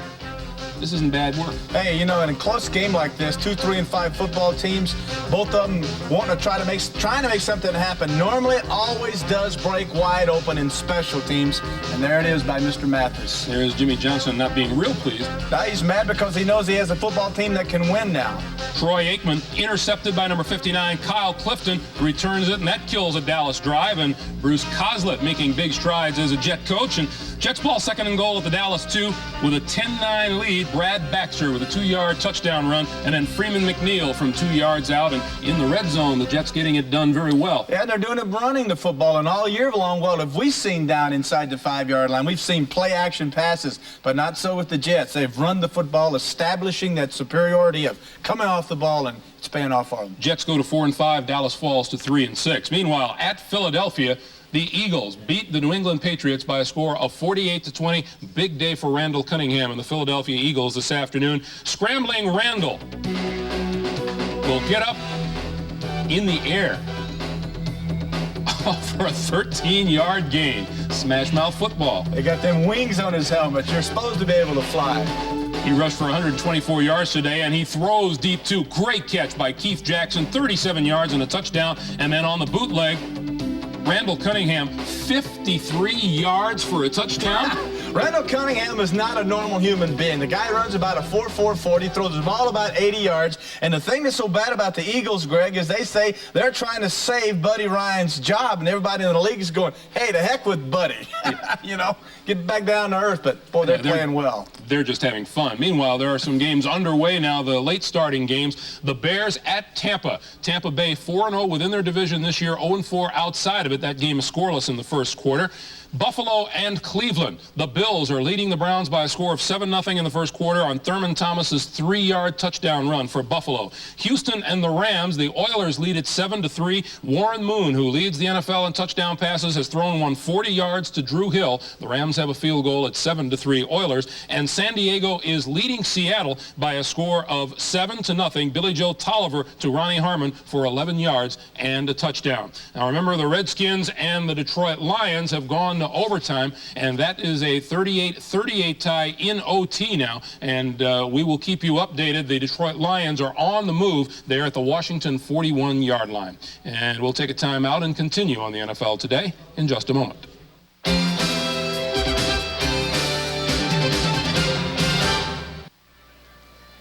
So for John Madden, this is Pat Summerall saying so long from Lambeau Field, where the final score was San Francisco 24, Green Bay 20.